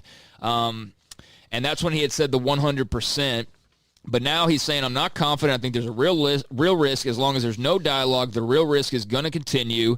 He said it's just a disaster for our game. Absolutely no question about it. It shouldn't be happening, and it's important that we find a way to get past it and get the game back on the field for the benefit of fans. said MLBPA's decision to end good faith negotiations and the need for an agreement with the union on health and safety protocols were really negative. In terms of our efforts, the owners are 100% committed to getting baseball back on the field. Unfortunately, I can't tell you I'm 100% certain that's going to happen. Yeah, we'll see. That's a lot of words. It's a lot of, saying the right backtracking thing. from last week, too. When we come back, I remember we had Jason Glenn, and I dealt with him when Midway was about to play them in the postseason down at Kyle Field last year, and that dramatic comeback win. I mean, was that 2 years ago? 2 years ago. I mean, a dramatic comeback win. He's been the coach at Klein Oak. He played at A&M, played in the NFL with the Lions, Jets, Dolphins, and Vikings. Last week, following the George Floyd death and then some of the protests, marches, and all of that, he had a message for his team. I invited him to come on the show. He's going to be next to talk about what he's told his players and also where we are today. This is SicEm365 Radio. Richard Carr, Buick GMC Cadillac, the people you can count on, and they remain the people you can count on all throughout this pandemic, all throughout the lockdown.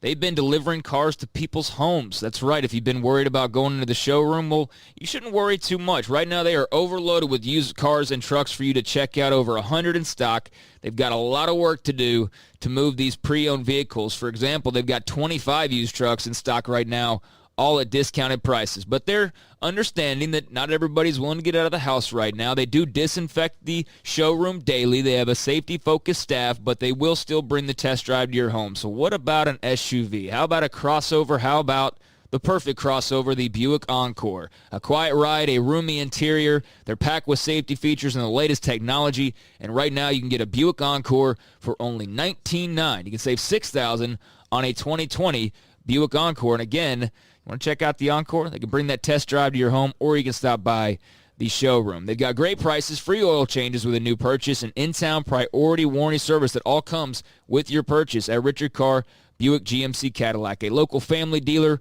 run by Baylor Bear alumni. They want the chance to earn your business. Your comfort and safety is their first priority. Find them at richardcarr, KARR.com, or Highway 6 at the Imperial exit.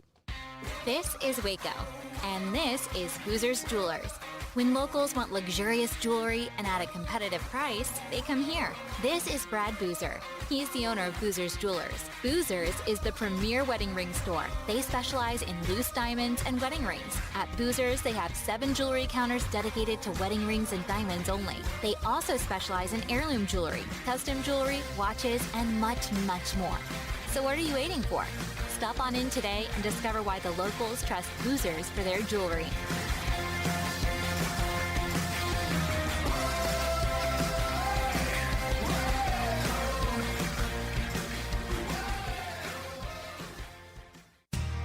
How did Edward Jones become one of the biggest financial service companies in the world? By not acting that way. Financial strategies, one-on-one advice, it's a big difference. And that's why Brad Wilson, your Edward Jones financial advisor, makes sense of investing. Experience the difference for yourself. Brad Wilson, 250 Sharon Drive in Woodway, 254-776-4337. Edward Jones, member SIPC. These make a great pair. Each are phenomenal bargains from Allen Samuels. The new 2020 Jeep Cherokee and new 2019 Dodge Journey. Save thousands now as we drive forward into summer. Journey, the great American crossover with third row seating, just $16,995 for select qualified buyers. And the Go Anywhere Jeep Cherokee, just $29.90. And eligible for first responder $500 bonus cash. Journey, Jeep Cherokee. Summer bargains from Allen Samuels. Ask for details. Y'all listen up. Let me tell you something about group meals from Rudy's Barbecue. It's got all you need for all the folks you gotta feed, smoked meat, sides, and more. There's everything down to the tablecloth, just like the one that you see at the store. At a bridal shower, it's better than flowers. And a long distance meeting, it'll pass the hours. It'll feed all the cousins at a family function. It's better than potluck at a church luncheon. Next time you need to feed 10 or more, call and order a Rudy's group meal. Next in line. At Ideal MRI, we feel blessed to be part of the Waco community. We're a small family business here in Central Texas. At times like this, the cost of healthcare has never been more important. And unfortunately, significant illnesses and injuries still occur. And that's why Ideal MRI is open and here to serve you through this difficult time. So if you need an MRI, ask your doctor about Ideal MRI. You can schedule online in minutes at idealmri.com or call 833-IDEAL-MRI.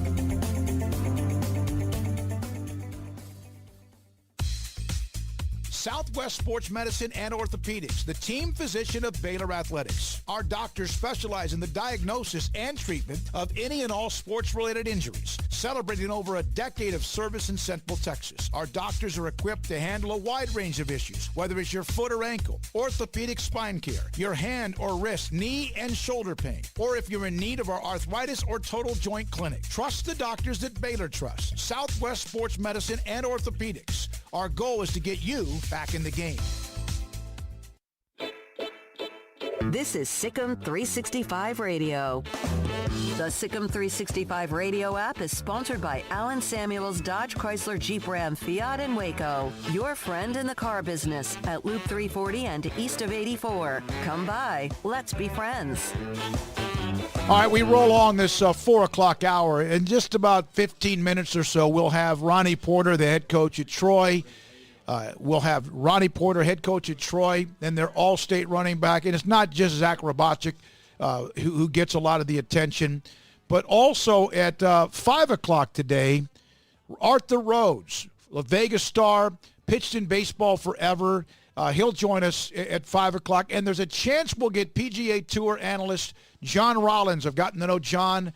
If he's done with the Pro-Am, will be able to join us around 5:30 today. He was a part of the the Charles Schwab Challenge this weekend. I got to know Jason Glenn. I've obviously known of him when he played in high school, but also with what he did at Texas A&M in the NFL. And then 2 years ago, Klein Oak played Midway down at Kyle Field, which, of course, was his alma mater.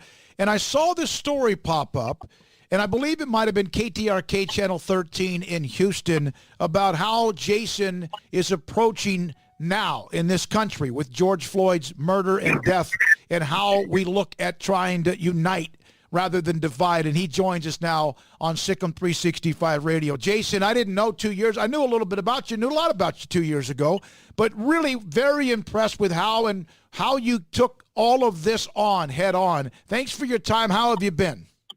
Oh, I've been great, man. I've been great. I appreciate you guys taking the time to talk to me, man. It's everything's been it's been going really, really, really good. Well, you started the second week of workouts. How's the conditioning of your players today compared to where they were maybe a week ago? I tell you what, it's night and day. More of the heat, deal trying to get the kids used to all the heat, what's going on, because we go so early in the morning and we finish about 9:30 and 10. It's just the heat, but the conditioning has been just excellent. The guys have bought in, and participation numbers, we have over 600 kids, girls and boys, so it's been really good. What was the most difficult part for you when you were asked about where we are in America and George Floyd? Was it your children asking you questions or your players? It was my children, because I'm a family man. My family comes first, and me and my wife, we look at each other, and we want to tell them the right thing. We're not picking, a side of to where, hey, if these guys are bad or these guys are good. We don't do that in this house. We don't do that in this family, because if you do that, that creates more of a division. And my kids have some awesome friends. Maybe their dad or their mom could be a law enforcement or whatever else. We're not going to plant that seed for them to hate, the law enforcement. But we also give them enough to say these are different type of people in this world that promotes that type of behavior. How nervous do you get as a coach of young people who they can get on social media and they can start, reading opinions of somebody else and get on kind of a tear where they go against that and they want to say, well, this guy is bad because of this or that, and they kind of go against, the impassioned speech that you made? Well, and that's the part, and that's why that speech was so important. It was very important. The thing about it is we have to reach the youth, and because we don't want people going through what we're going through right now. And people make it seem like our country is so bad. Our country is still great. We just have some issues that we have to take care of. And the main thing is this: we cannot let all this stuff around is divide us because it's not going to do anybody any good. We got. And what I do to my kids, I make sure the way that you judge somebody is their character and their heart and how they treat people.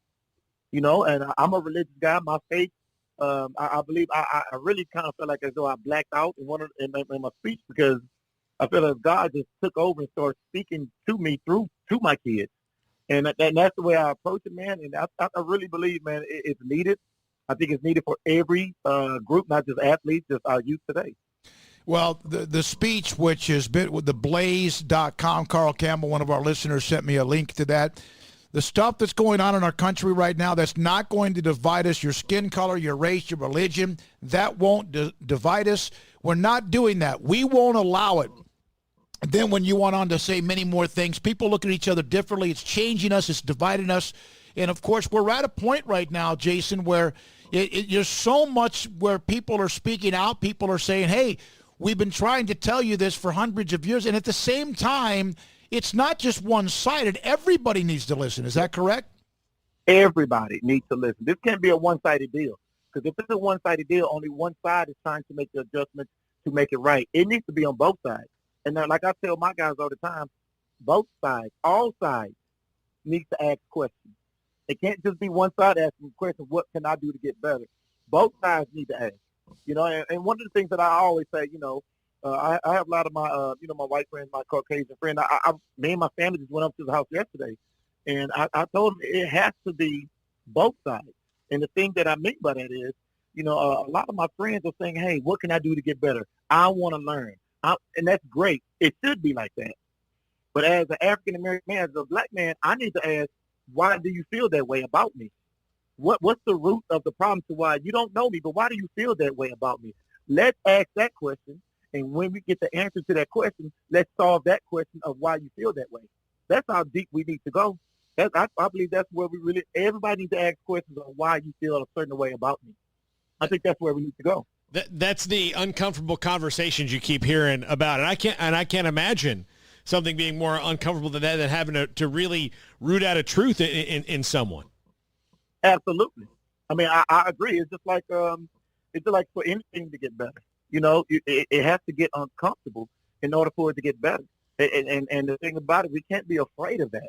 If we say we want to get better and we want to be as one, we have to have those conversations. There has to be talk on all sides. Jason Glenn, head coach at Klein Oak with us, A&M star and part of the NFL as well in Klein Oak High School football. Last couple of years, they've been really, really good, and they will be good as long as he is there. One of the things that first of all, I think people's actions really are, it's not 146 characters or 230 characters or whatever it might now be on social media. One of the things that happens is, let's say someone who doesn't get it, Jason, and they want to ask questions, and if they ask questions and then people want to pick them apart or shoot holes in them, and that's the wrong phrase to use, but how does someone who doesn't get it ask questions without fear of being hammered and being called a racist?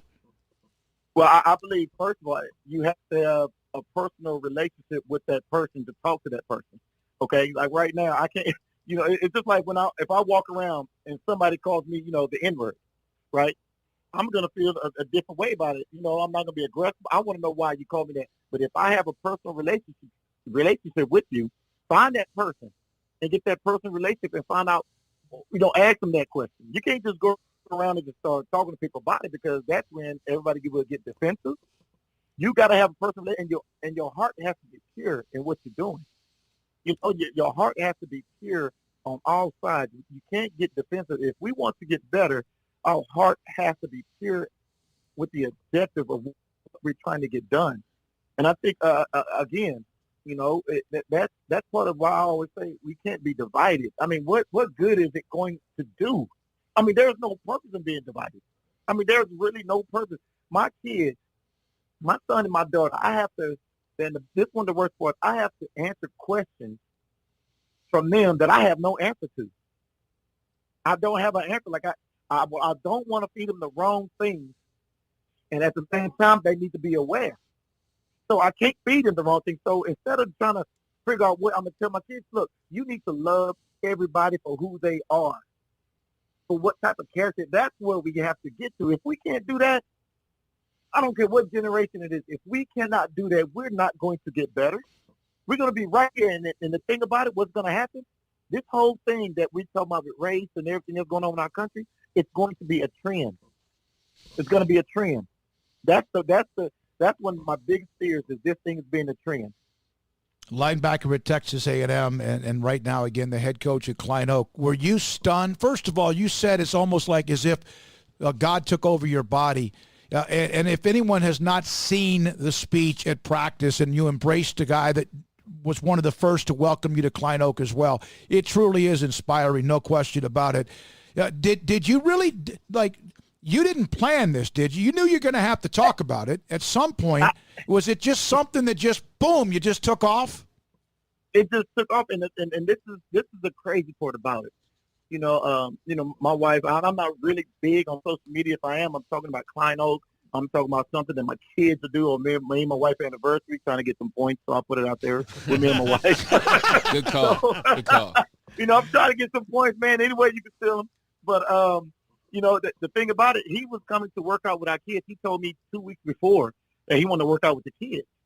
I'm like, absolutely. He's our chief of Klein ISD, Chief Kimberly. I'm like, come on, let's go ahead and do it. So while he got there on time, I told my coaches before we run a lap, before we lift the weight, before we stretch, this needs to be said. And as I was talking, I just kept going. And I felt like I don't know what came over, like something. I'm telling you, it was the spirit, because when I kept talking, it just my attention went to Chief Kimberly. And tell me how, let me tell you how funny God is and how he has a sense of humor, but also how he put things in place. The situation that happened with George Floyd, it was with a white police officer. Chief Kimberly welcomed me to Klein ISD, one of the first guys to welcome me here when I was just, assistant coach in the D.C. He was one of my guys here. But check this out. Why was he put there at that moment when I was talking, right in front of me? Mm-hmm. Right? I wasn't planning on putting him in there. Right. Because he's the chief, but he was right there, and it just so happened I called him out while I'm speaking. So it wasn't planned. This is not something that was planned. It's just something that I think need to be said. And I'm just speaking to my kids, my football players, my athletes, and I didn't expect this thing to go as viral as it did. I really didn't. Yeah. Are you blown away by how many people have said things or contacted you or have put you I'm not trying to say on a pedestal, but there's a lot of people that believe that's kind of where you need to be right now. Well, I tell you what, like I tell everybody, I'm just trying to live out my purpose and do God's will. And I believe my purpose is to be a high school head coach. I have coached in the NFL 1 year, but my passion has always been to be a high school coach and to lead young men and young women to be great. And our program, that's what we talk about.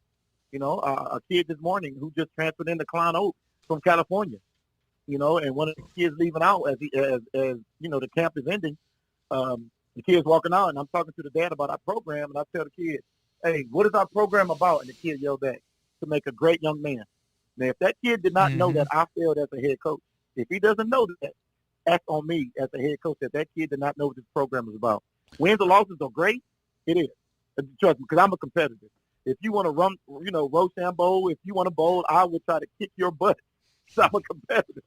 But at the end of the day, I want to help with the solution and at the same time build great young men and young women in the process. Great stuff, Jason. Appreciate you. 2 years ago, I got to know you a little bit prior to a playoff game. Watched your team. They play so hard and so well. They're very good, well-coached, talented. Thanks for your time. Thanks for being who you are. And thanks for accepting an opportunity to be a part of our show. We can't wait to put this up on our Twitter feeds as well. Yes, sir. I appreciate you guys for everything that you guys that you guys do, man. I mean, you guys are on a platform to help with this movement that we're making, that we are one. You guys are in a great position to do that, and I appreciate you guys for even giving me the time to, talk about it. No, you're great. Jason Glenn, head coach at Klein Oak. Appreciate his time. Went to Nimitz. And that was a hell of a game, man. Yeah, that was a hell of a game down at Kyle Field. Golly, that was you're doing this game at Kyle Field, and I remember going up into I had never been in the Aggie press box. That was my first time going up there because I hadn't done a game there before. Had been there obviously, but first time in the press box, and it was basically cleaned out because I remember the Big 12 championship game was going on simultaneously. Oklahoma beat Texas on the catch. Yeah. We got to watch that right as the game was about to start, and then the game itself was just obviously nuts. Klein Oak was beating them down, man. And it was right after. Calcaterra made a bunch of catches in that. Yeah, he made that big touchdown catch at the end. And it was right after that A&M LSU 7 overtime. it was in right that after that. stadium. Yeah. And the press box was still not quite ready. It still had been, because they had torn down Kyle Field like it was like Legos. But they were, there was a lot if of. anyone can ever build it quickly, it was going to be A&M. I think there was like the TV in the elevator or something, was like replaying the LSU game because it was a few days later. Yeah, that was a. I think it still is. Yeah. Coming up is. next, we'll have Ronnie Porter, head coach at Troy High School, at 5 o'clock today. Oh, my God, I just went complete. Arthur Rhodes, former Major League star, pitcher, and also La Vega ex. And one MLB note, this is from the letter I guess the commissioner sent out. In a letter today, source told MLBPA there will be no 2020 season unless players waive any legal claims against the league. So that looks like what it's going to be. Oh, dear God. Yep. When we come back, Ronnie Porter on Troy High School football. This is SicEm365 Radio. Ideal MRI, blessed to be a part of the Waco community. Their business right smack in the heart of Central Texas marketplace. And what a job they've done. Bringing down the cost of health care, maintaining the high quality you expect when it comes to something serious like an injury that you had or someone you know has had. Bones, muscles, ligaments, something. At times, of course, healthcare can be on an expensive rise, and they are allowing you to have an MRI for sometimes thousands of dollars less than anywhere else. And state-of-the-art equipment and technology, just like a hospital. Premium MRI specialist. It is amazing. I've been through the process, and they couldn't be any better. Ideal MRI, accepting most insurance, no hidden costs, even offering financing. Everything included in the price, and you won't get a bill later on, a few weeks later, that you didn't know about. If you have something that is broken, something that is torn, shredded, or anything else in between, ask your doctor about Ideal MRI. They know all about them as well. Ideal MRI with Dr. Rob Maxey and the great folks there. You can schedule an appointment if you want to online, idealmri.com, or you can drop by their location in the Central Texas marketplace. And you can call them at 833-IDEAL-MRI, the title sponsor from even before day one of SicEm365 Radio, idealmri.com. Texas board-certified personal injury trial lawyer and Baylor alum David Willis and Baylor alum Parker Willis are ready to help if you or a loved one has been wrongfully injured in an auto accident, SUV rollover, industrial accident, 18-wheeler crash, or were seriously injured by a defective product or recalled drug. Call them for a confidential and free case consultation at 1-800-GOT-HURT or visit them at texastriallawyer.com, principal office in Houston, Texas. Riverbend Liquor and Wine has their easy-to-access drive-thru open and convenient and clean in-store location on the corner of Lakeshore Drive and North 19th Street in Waco. Riverbend Liquor has the best and most extensive variety of craft beer selections in Waco and Balcones whiskey, including single malt, pot still, baby blue, French oak, rye, and brimstone. Riverbend Liquor and Wine, family-owned and operated, and a hidden gem in Waco on Lakeshore Drive and 19th Street. And find out more on Facebook and Instagram. Do you or your kids get nervous about going to the dentist? Stonewood Dental, Dr. Steve Childress, he can help. I've spent a career taking care of patients who as children had bad experiences, and now they're adults that hate going to the dentist. If I get a kid at 3 years old and they come every 6 months and it's a happy experience, it's normal for them. Now they have an accident at 6 or 7 or 8 at school. Now they have a broken tooth or a trauma, and they have to come here. They're used to lights, they're used to water in their mouth, they're used to experience, they already trust us. It's amazing what we can do with that kid without it being a negative thing. But if I see a 6 or 7 or 8 year old that's never been to the dentist, and now they have a trauma or an unfortunate unexpected toothache, it's harder to do that for that kid and it not be somewhat of a negative experience. So bottom line is I try to teach kids and adults and teenagers and everybody the way I'd want my family treated, which is where it's a necessary part of life. You just take care of it. It doesn't have to be that big a deal. Learn more, stonewood-dental.com.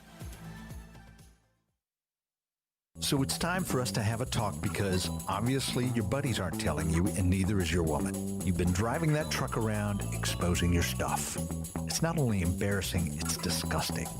I'm talking about full frontal truck nudity, and it's time for you to do something about it with a grill guard or a front-end replacement bumper from Pickup Outfitters. There are lots of good reasons to get a grill guard, like when Bambi decides to cross the road at the same time you're occupying it. But the best reason is that no one wants to see your junk up in your grill.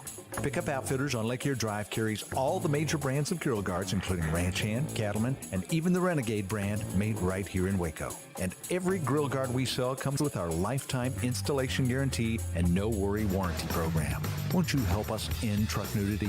Pickup Outfitters, 220 Lake Erie Drive in Waco. Check out our grill guards on our website at createacommotion.com/guards. createacommotion.com/guards. One size fits all. That may be all right for an adjustable belt or cheap sunglasses, but when it comes to your financial needs, no one wants a one-size-fits-all strategy. Ben Erlinson, your Edward Jones financial advisor, knows that his most important goals are yours. That's why he takes the time to understand your needs, knowing you. That's how Edward Jones makes sense of investing. Ben Erlinson, 100 North 6th Street in Waco, 254-759-8533. Edward Jones, member SIPC. This is SicEm365 Radio. The SicEm365 Radio poll is brought to you by Pickup Outfitters, where everything purchased and installed comes with our famous lifetime installation guarantee and free warranty assistance. 220 Lake Erie Drive or createacommotion.com. What a year it was for the Troy High School football team. The Trojans, Ronnie Porter, head coach, 12-2. I mean, they were one of the great stories in high school football last year, not just around here, but around the state. Ronnie Porter, head coach, joins us on SicEm365 Radio. So what do you do for an encore?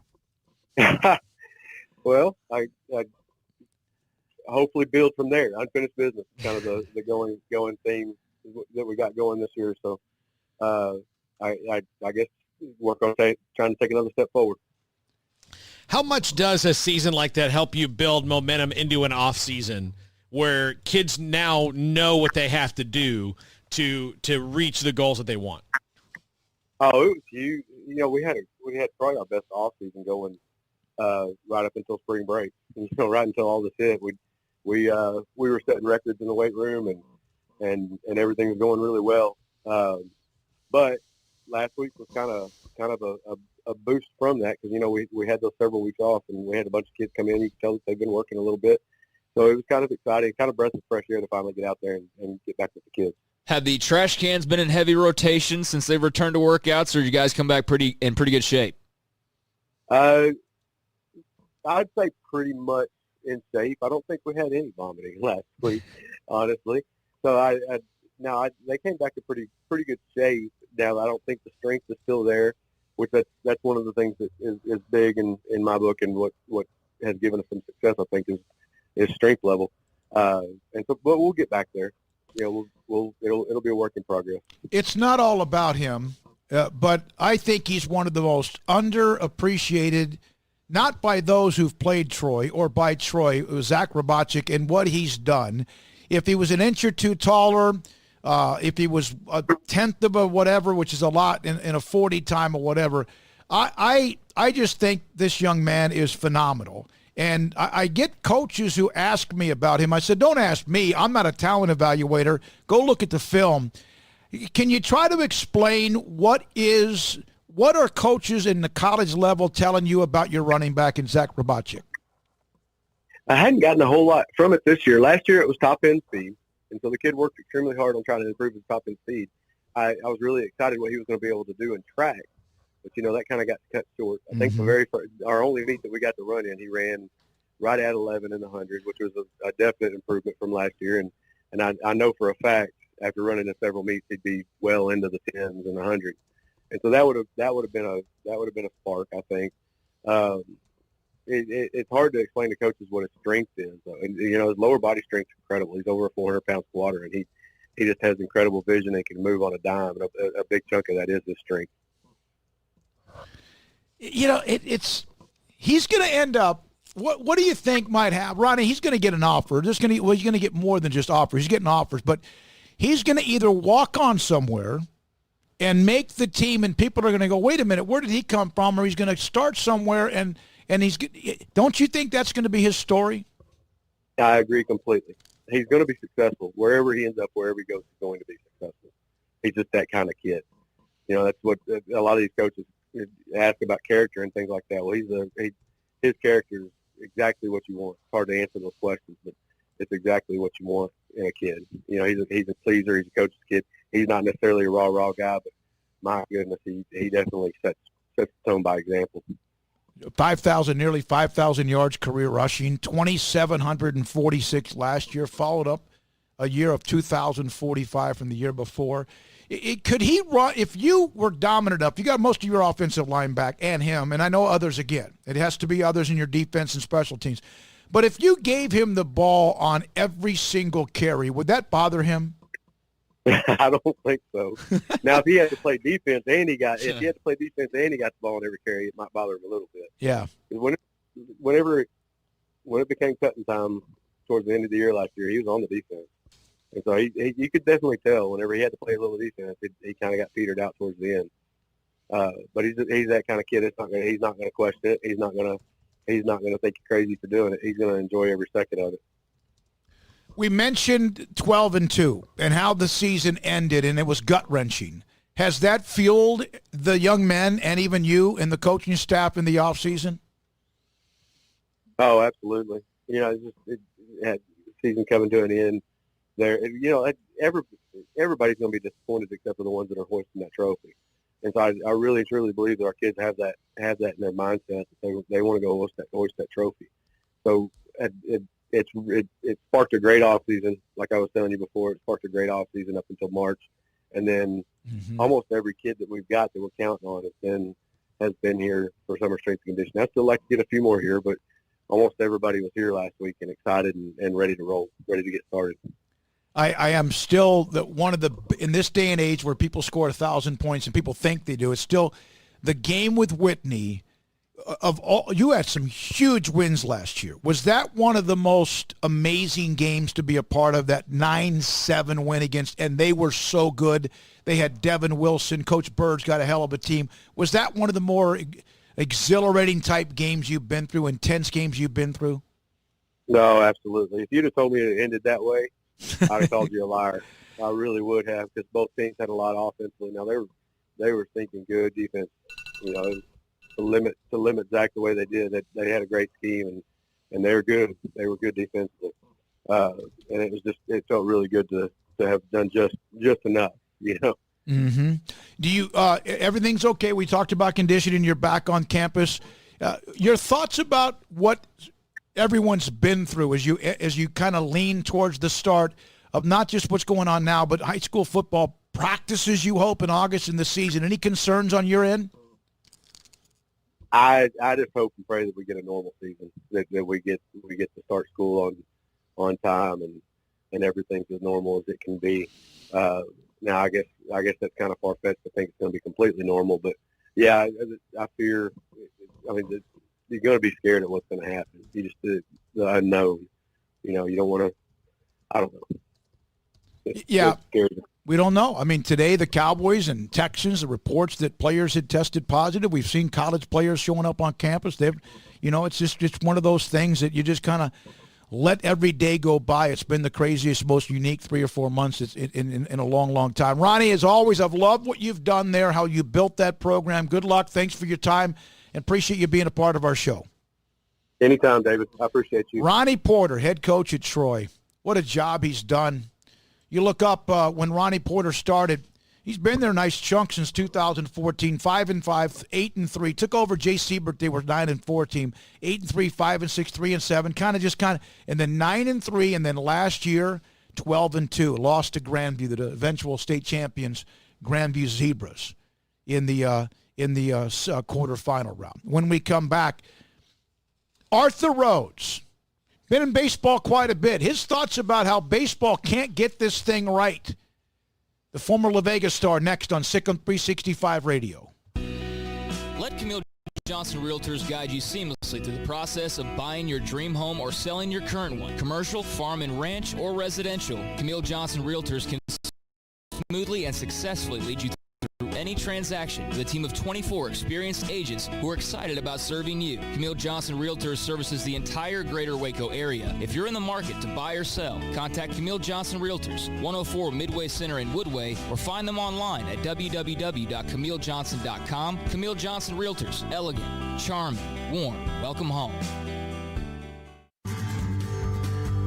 Time to fire up the grill, heat up the oven, or get that deep fryer going to enjoy the top quality products at Waco Custom Marketplace, and order 30-pound bags of live crawfish by noon on Thursday and pick up on Friday to enjoy the weekend. Live crawfish available right now, and Waco Custom Marketplace doors are open for business Monday through Friday from 9 to 6, Saturday 10 to 5. And crawfish boil boxes available as well.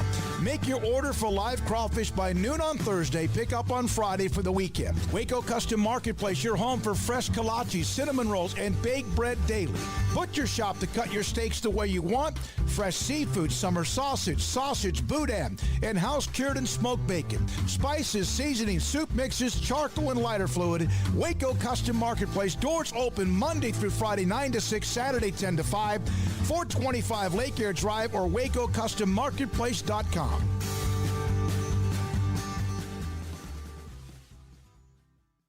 Hi, this is Tristan Abram, Mahia High School head football coach, and I'm a proud listener and supporter of SicEm365 radio show with David Smoke, Paul Catalina, and Craig Smoke. In the market for a quality metal building? Since 1943, Pioneer Steel and Pipe has helped Central Texas residential and commercial customers with metal building design, panel options, building components, and trim options. Pioneer Steel and Pipe's residential line is energy efficient, offers low maintenance, reduces insurance payments, is impact resistant, and carries up to a 45-year limited warranty. In addition, they can also help you find a metal building contractor for your project. Pioneer Steel and Pipe with locations in Waco and Bryan and at pioneersboys.com.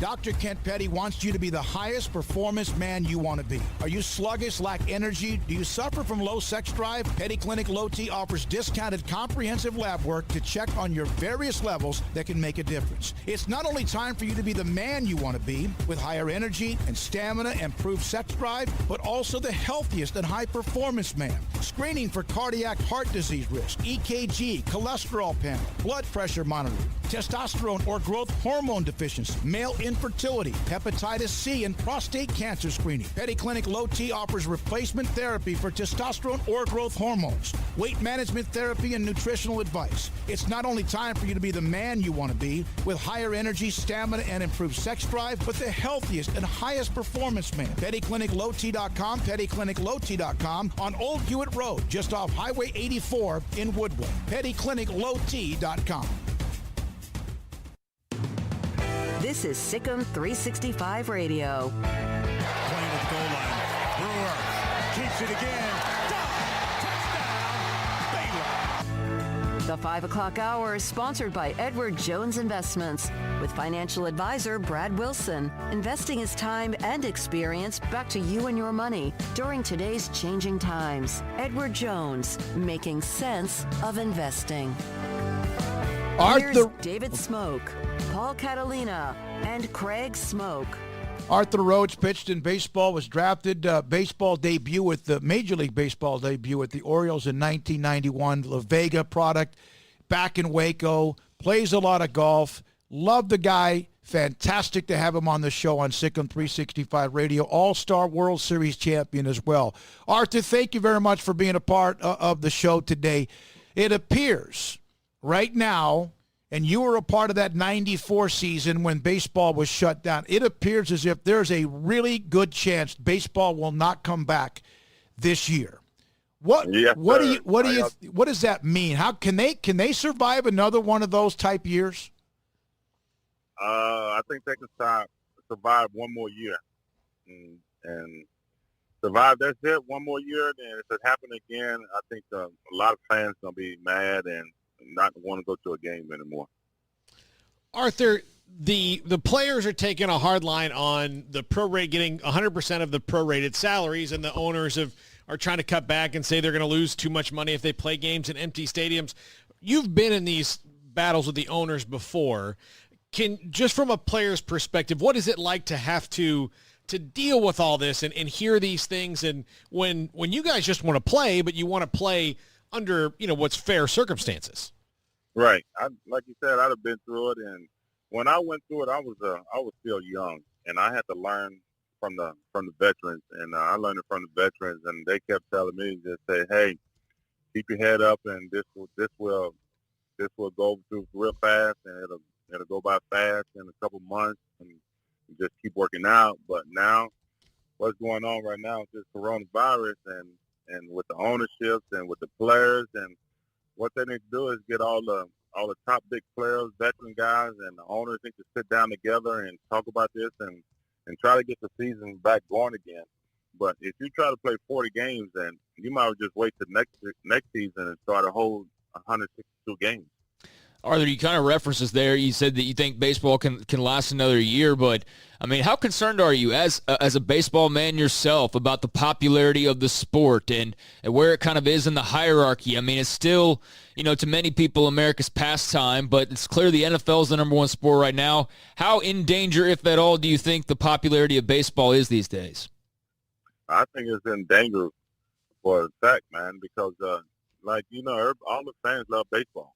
And they can't take too much of this going on with the strike and with all this not playing baseball. And some of the fans going to get upset, and then it's going to have to go up to the Major League Baseball owners, and they have to do something real fast about this. They got to get it taken care of, and so them guys will be on the field.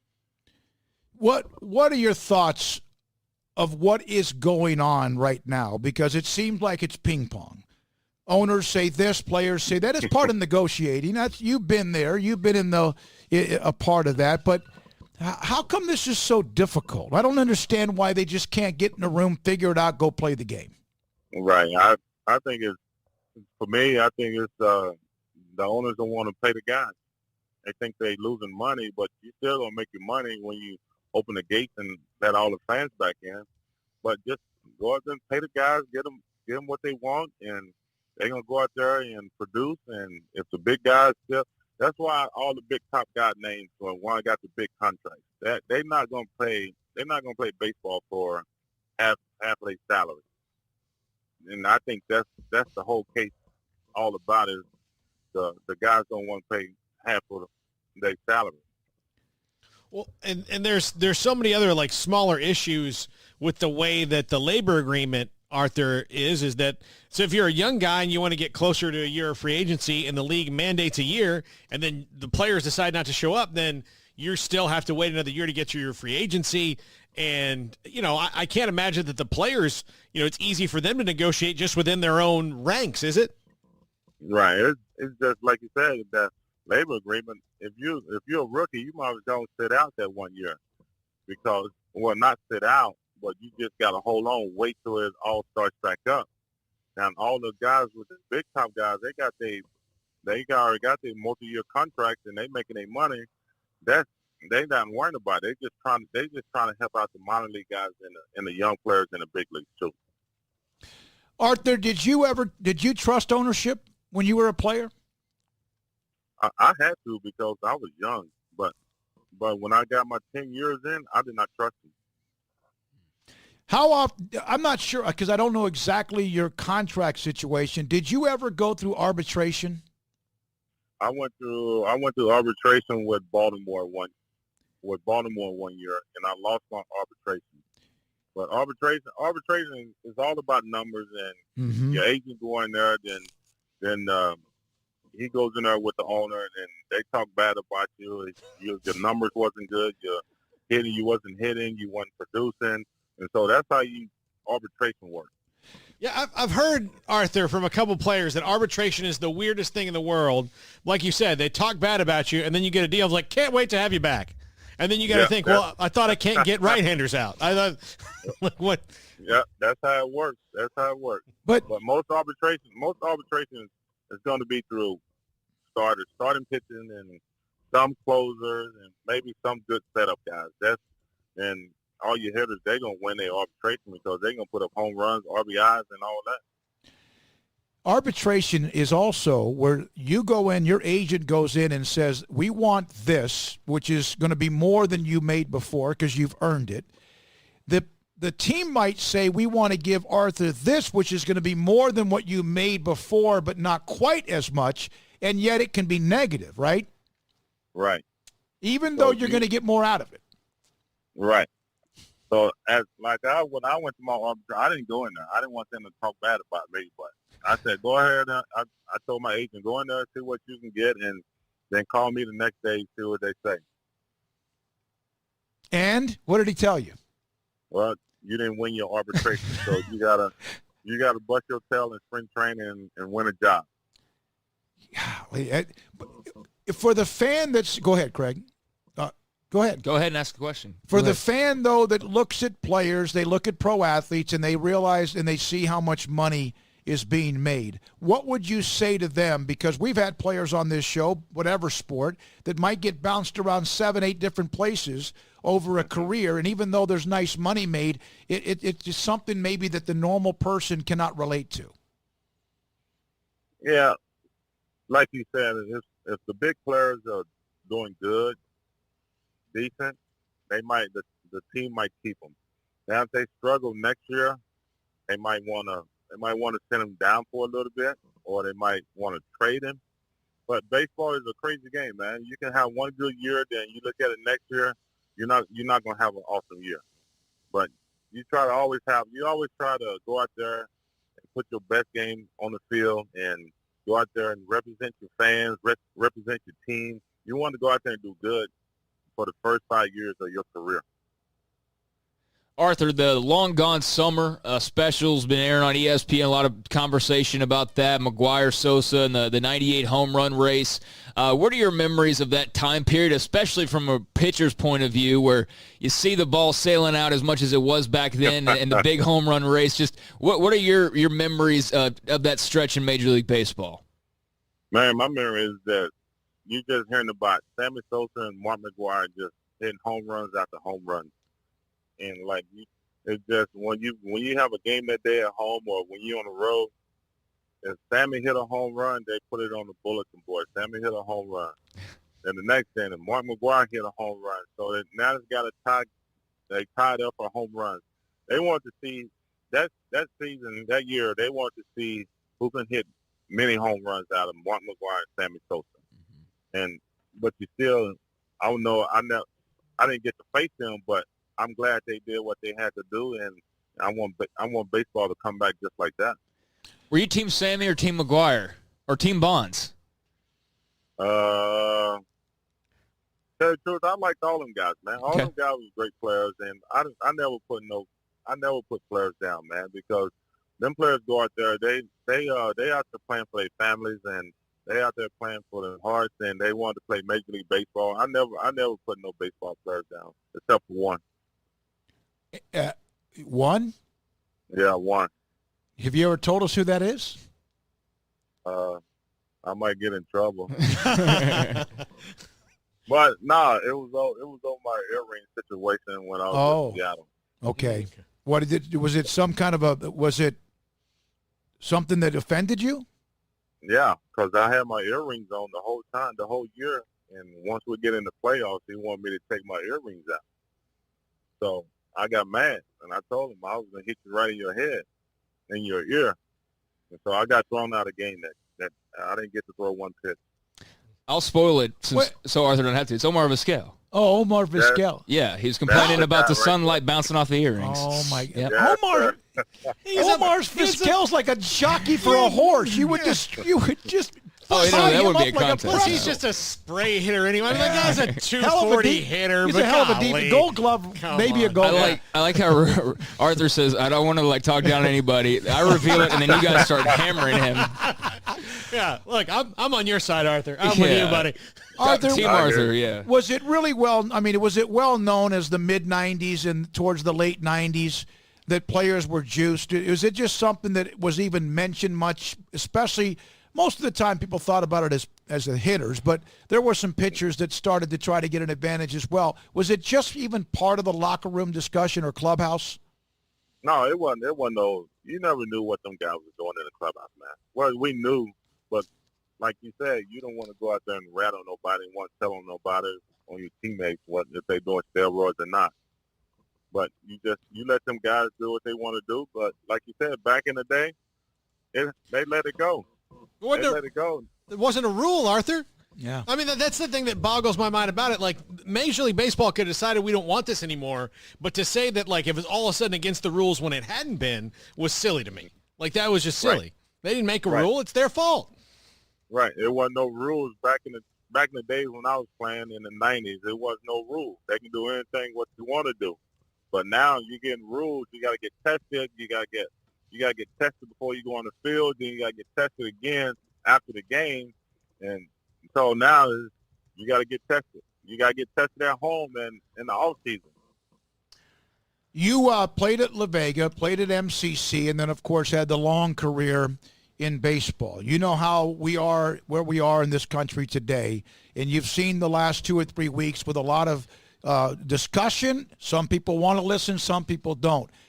Were you somebody when you were growing up in Waco, Texas? Did you have to go through racism? Did you have experienced that yourself, and how did you deal with it if yes? Me and Ricky, we didn't have to deal with racism because my dad and my mom, they took us out everywhere. We went to the bowling alley. Then me and Ricky had to go to work with my dad when he was driving the truck. And like I said, we've been around black and white Mexicans, and we never had that racial type. And they didn't never call us anything. We never called them anything. It was just like we just tried to be friends with our neighborhood and try to be friends with everybody else. Arthur, did you find it to be more of an issue in certain ballparks? I've seen some people speak up. Of course, Boston's kind of notorious for that. Is that something that you ran into very often? Okay. Guess not. Yeah. Paul, he asked about Boston, your favorite team at Fenway, and all of a sudden he's gone. Hey, I'll tell you. Call him back if we can. It's not a surprise to me that people are coming out and saying it about Boston and that players aren't going to go back there because of it. Also working on possibly John Rollins in this hour, PGA Pro, who's now a part of the PGA Tour Network. That was good stuff, though. Omar Vizquel, like 5'9". He'd whip me, but, we were going to just Craig, go ahead. I had one more question. I get back to that. When baseball, we in Boston, there was some people out there had called us racial and all that, call us the bad word, black guy and all that. But you know what? You can get them kicked out, or you just don't listen to it, or just don't say that word again. And so, but yeah, it was some racial people in Boston. Yeah, I was just wondering how much that's something I mentioned them in particular because they seem to get brought up the most. But I was wondering if that was something that you would come across during your travels. And this pains me as a Rangers fan to ask you this question, Arthur. But I've talked to you a couple times, and I don't think I've ever asked you about it. That 2011 World Series. What was your reaction as the ball gets hit up in the air to Nelson Cruz? And we know what happens after that and what happens in the game after that. But at that time period, do you remember where you were and what was going through your mind as that very calamitous moment in Rangers history, who I knew you had just been a member of them as well, but what do you remember from that? I think I was in the bullpen. And I saw the line drive. I saw Nelson Cruz take 2 steps or 3 steps forward, man. And I think he lost the ball in the light or he misjudged playing the ball and it went over his head. And so, and after that, and I said, oh, he misplayed it, and we scored a couple runs, and after that, we won that game. And I told our guys in our bullpen, I said, tomorrow, we're gonna win.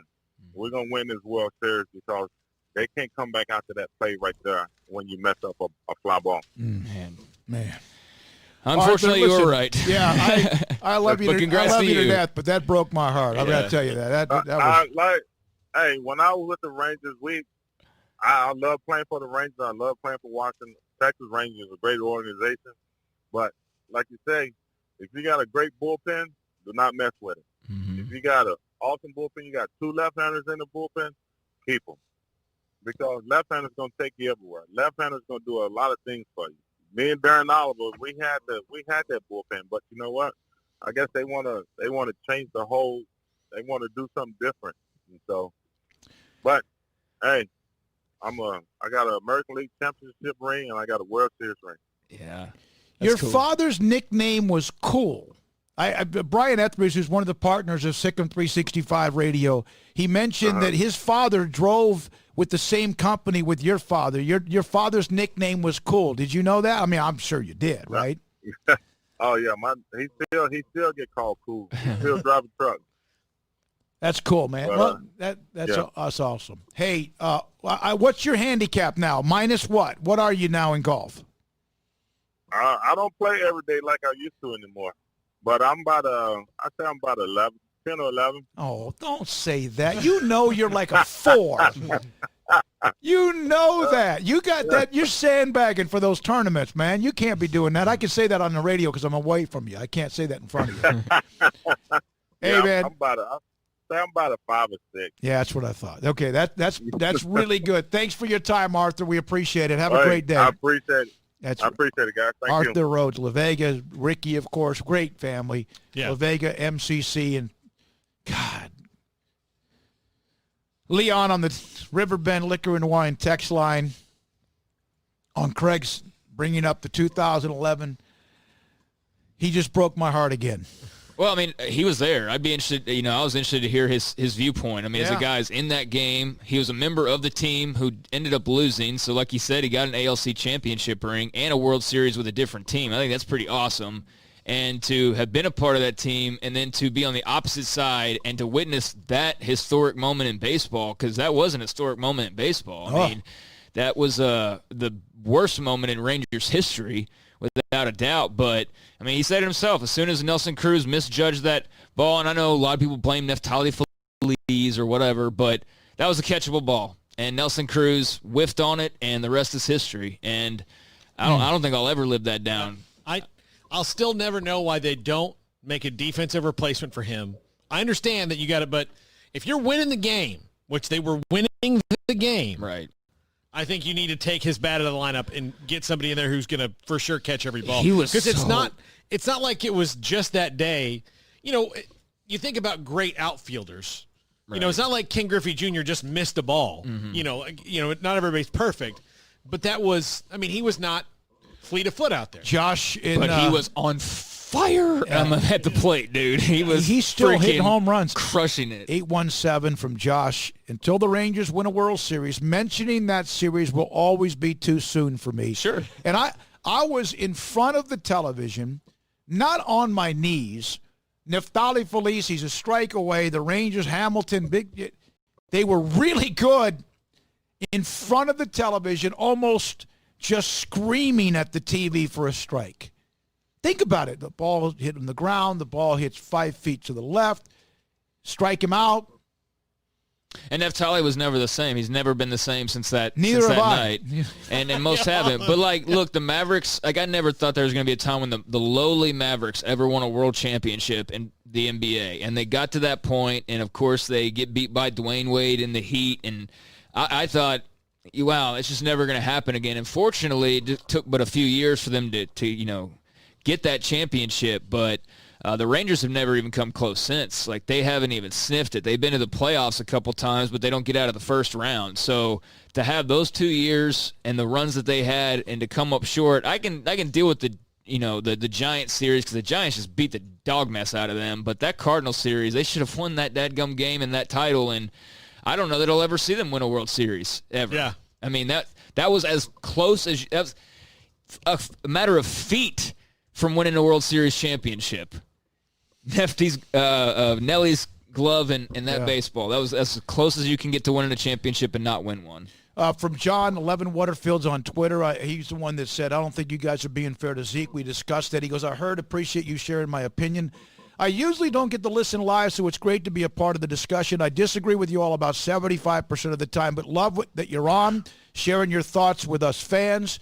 I told John, if you ever agree with us more than 25%, run for your life. Well, but see, that's a good... I love that. That's a great thing to say about today in the world. he disagrees with us 75% of the time, and he still listens. Still listens. It's fine to Means disagree. you can. Disagreeing is fun. If we all agreed with each other, this world would be way boring. That freaks me out a little bit because given the lack of sports news, if he's already disagreeing 75% of the time, when we get some actual games and storylines going, it's going to be rough. You're really going to hate the opinions. No, we appreciate you listening, and yeah, we're not always supposed to agree on everything. I think it's boring when we do, although that seems to be the direction a lot of people want to take, and that's just not any fun. So, yeah, agree or disagree. We can have lively debates and good discussions and have some fun. So that's what we're trying to do. John Rollins, who played on the PGA Tour, won a couple of different times, got to know him through Eric and Burley, the late Burley Lamb.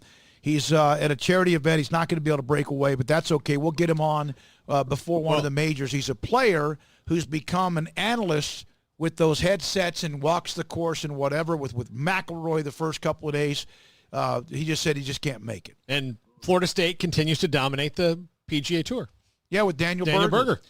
Daniel Berger. All right, Bruce what did Spieth end up doing when all was said and done? He had like 3 bogeys or so, kind of got himself sideways in the front 9. He was right there in the middle of it. Then he birdies 2 or 3 in a row, got himself right back into it, and then just kind of ended up somewhere right around. He finished tied for 10th. Yeah, so. top 10. He still struggles badly with avoiding. Now, he didn't have any I think he had a double early on in the first round, but he struggles with the driver. He's not that he doesn't hit the ball long, he doesn't, but he really, really, he can spray it. And he's always been so fine as far as how fine-tuned he is with anything he hits, but he's just the last couple of years he has not been able to avoid the bad hole, just double, triple bogey at the wrong time. 528 is the time. I do have one NFL note in this quasi-NFL update segment I'll call Cover 2.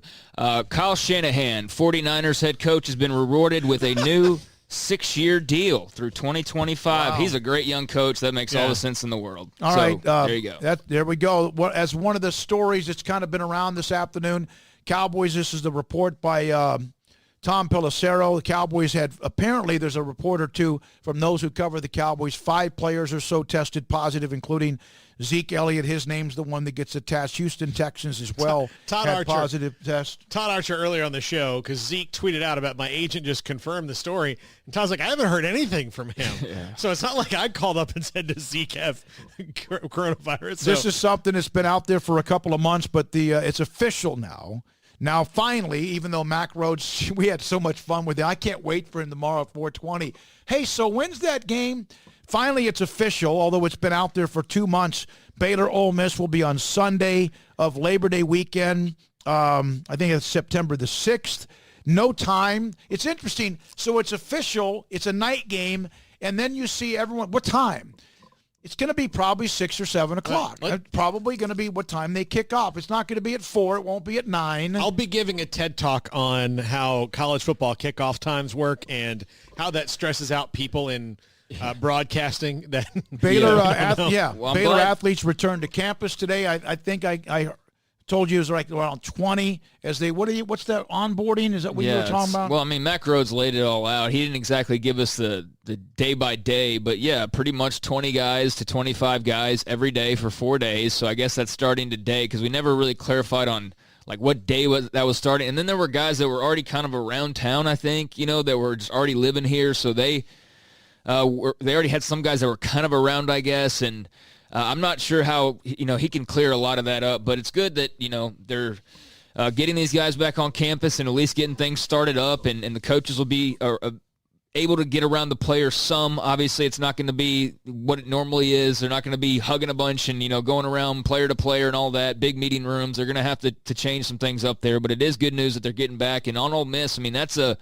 about a tone setter for the season. This season, however weird and hopefully not too weird it's going to be, but I mean, right out of the gates with Ole Miss and Lane Kiffin and Randy Clements and Jeff Levy, that's going to be something else. They got a good young quarterback who can run, and there's a lot of people getting replaced on the defensive side of the football. So that will be an interesting one when it does roll around. But at least we're getting that game, and no more questions about this or that. We're getting that game, so that's awesome. Iowa has fired or at least come to an agreement separating with their strength and conditioning coach. He got like $1.1 million, a bunch of benefits for 15 months from some of what was said about what he was talking, how he handled players in the strength and conditioning program. Speaking of that, when we come back, Mike Gundy, Oklahoma State under fire this afternoon. And in the last 10 years, who had the most wins? Everyone knows it's Oklahoma. Where did everybody else end up among the top 10? And my conversation with Caitlin Wright from Parkview Christian Academy, what a story she has to tell. This is SicEm365 Radio. Petty Clinic, Low T. Dr. Kent Petty and his staff can help you.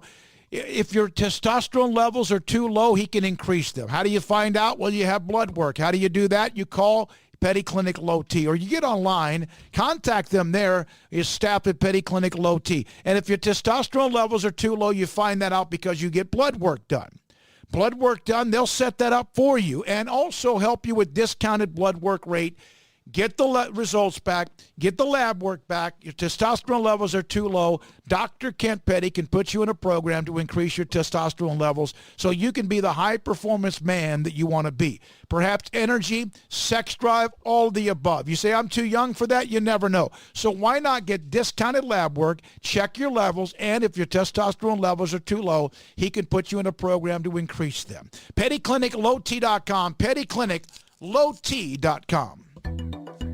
It takes time to reach goals. It's a truth that applies to more than sports. It goes for your financial goals as well. You work hard for your money, and you deserve an investment strategy that lines up with your game plan. And Tom Albers, your Edward Jones financial advisor, can help. If your financial investments aren't putting forth the effort you desire, stop by today for a financial review. Tom Albers, 4301 Lakeshore Drive, 254-776-7605. Edward Jones, member SIPC.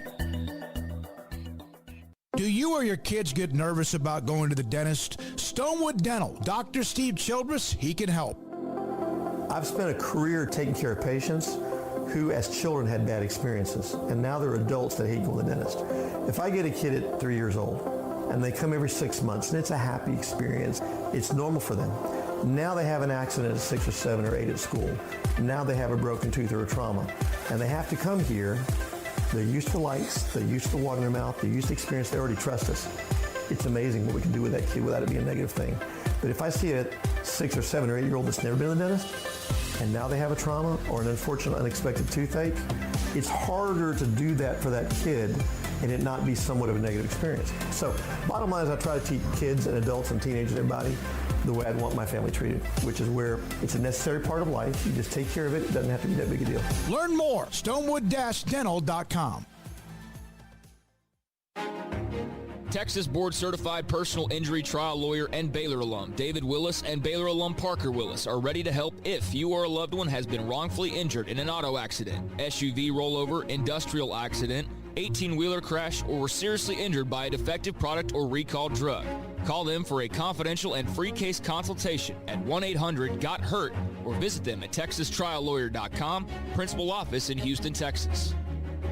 Drive forward at Allen Samuels. Get big summer values on new Jeeps, the vehicles of summer. Get 0% for 72 and no payments for 90 days on select Jeeps, plus new Jeep Gladiators featuring employee pricing for all. New Ram Lone Star Crew Cab 4x4s feature up to $10,250 in values. Shop safely in person or shop and buy online at AllenSamuelsDCJ.com. Your friend in the car business, Allen Samuels. Ask for details. Our communities are facing unprecedented times. At Boozer's Jewelers, we care about you and your family.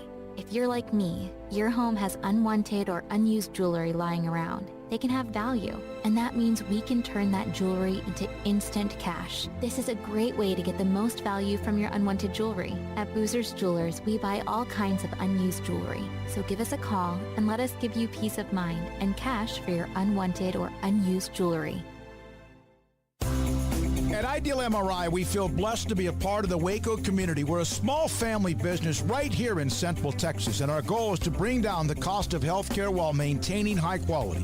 At times like this, the cost of healthcare has never been more important, and unfortunately, significant illnesses and injuries still occur. That's why Ideal MRI is open and here to serve you through the difficult time. We offer premium MRIs just like a hospital with state-of-the-art technology and specialists, but you'll pay less.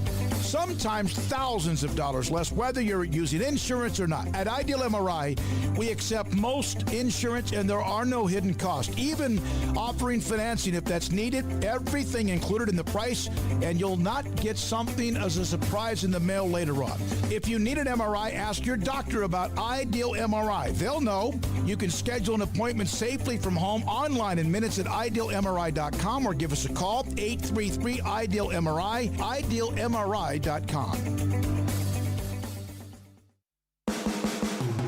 This is SicEm365 Radio. Log on to the Willis Law Firm chat room on SicEm365.com. All right, most wins, Big 12 football teams in the last 10 years. This is like a puzzle, and I think I probably got this right. I was off one or two. Oklahoma won, right? Of course.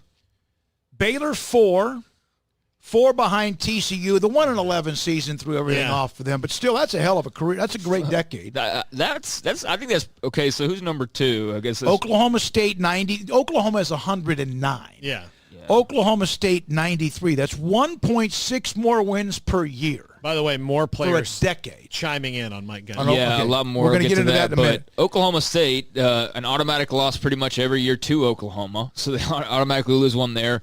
They're right at that precipice. They just can't get over that hump, and maybe this is the year that they do it, although all the goodwill about coming back is really getting interrupted right now with the drama that Mike Gundy's found himself in thanks to the OAN T-shirt. But Baylor to have a 1-11 year and to be that close to the top, I think just speaks to what the decade looked like, and they should definitely have a few more. But 1-11 set them back. TCU 87, Baylor 83, K-State 81, West Virginia 75.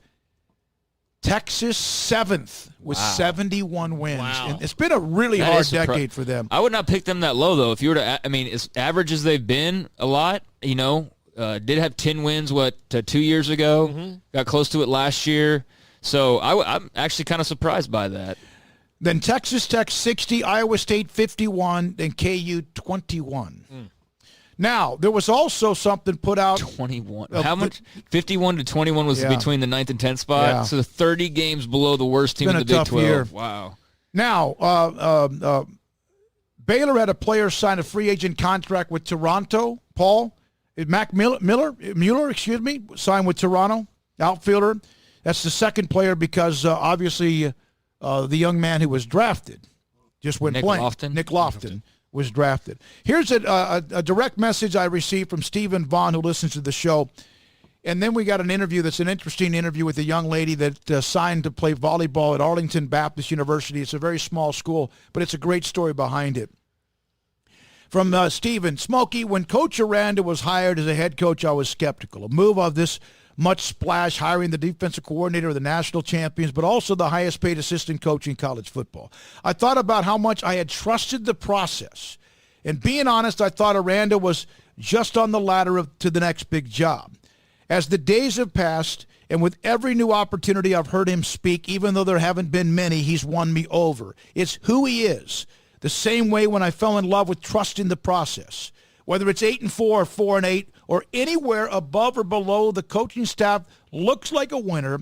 What Coach Briles made Baylor into, a national power in a big-time conference. Trust me, I never thought I would say this, but I trust Dave Aranda to take us back to that level. And, of course, they were on the verge of that with Matt Rule at 9-0 last year. Yeah, I think the upside with Matt Rule was pretty unlimited, and they probably would have played in some playoff games had he stuck around for sure. I think they were a couple years away from that. I mean, shoot, look how close they were last year. And that was year 3, coming off a 7-6, coming off a 1-11. So, I mean, they were right there. They were going to be knocking on the door year in and year out. But I feel good about the fact that Dave Aranda is who he has been portrayed as so far. I mean, he's not the most talkative, rah-rah guy. That's something that, you can go get if you want to watch Minnesota football with P.J. Fleck. I personally don't mind the lack of rah-rah and like that he's just a football guy who loves football, who's very calculated. He's thinking about every decision that he makes, and he knows what he's doing. And I'm very, very excited to see him continue to put his fingerprints on the program. I think they've made some really good external hires. I think they've made some really good assistant hires.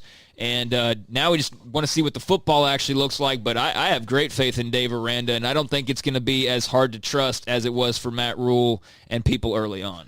Now, the Chuba Hubbard story, Mike Gundy was pictured at Lake Texoma, caught some fish. There was 3 people in the picture. Pretty good haul. Including Mike Gundy, and he was wearing an OAN T-shirt. Now, someone like me who's not always in tune to many things, I didn't know what OAN meant. Then I realized that it's a television network that a lot of people feel like is right as you can possibly be, right, farther right than even Fox News.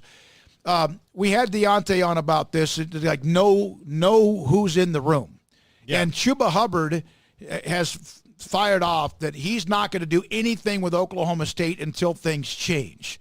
This is going to be another lightning rod topic here, just around Mike Gundy. Tylan Wallace has said, he tweeted, it's not just about football. It's about more than just football. And now other players have been saying, stories from their time there. And, yes, like, hey, you want to get back, you want to be sent back to the hood. Mm-hmm. One guy said he was wearing a do-rag and he got hammered for that. So this is now today's viral moment, right? Mm-hmm. So Amin Agbagbamiga said that he stands with Chuba Hubbard. Also, he retweeted Justice Hill, who had said that OSU athletics and the university need major change and 100% support. And they're getting a lot of traction on this. I mean, Agbagbamiga's tweet saying he stands with Chuba's got 9,000 likes. Justice Hill's has got like 5,000. And you may say that's a drop. When you start getting like thousands of likes like that, that's actually like there's a lot of people paying attention, obviously, and there's some cleaning up that needs to be done at Oklahoma State, obviously. Yeah, and this is going to be interesting. And Oklahoma State's president released a statement, but again, it was very generic. The point that concerns me is, yes, there are people on that network that are toxic, but you can look at any network, and there's people on every network that are toxic. Well, yeah, because they're not really doing the news. It's not just how you feel religiously. It's not how you feel politically. It's not how you feel economically. It seems like everyone has somebody who's toxic. Talk shows like ours, there's somebody who can be toxic. What you got to be careful here. And what Mike Gundy, I don't know if he had any clue what he was doing when he put that shirt on, which he should.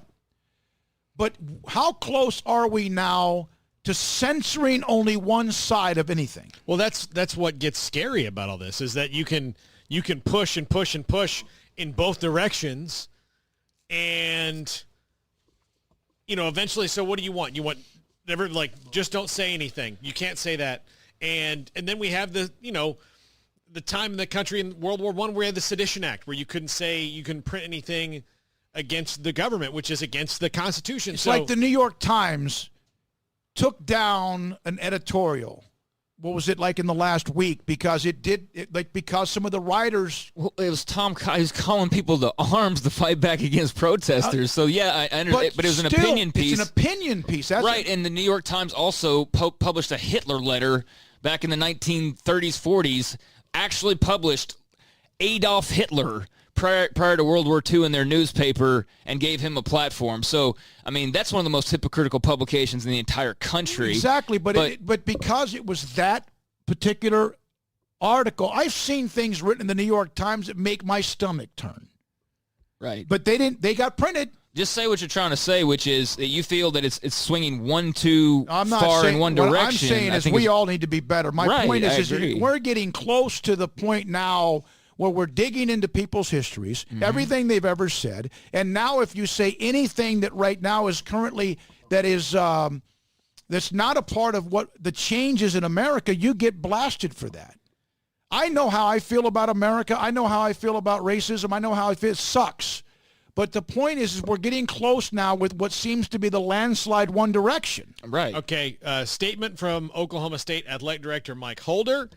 This afternoon has been very disturbing. The tweets from current and former players are of grave concern. So Mike Gundy could lose his job over this. He's a pretty powerful guy.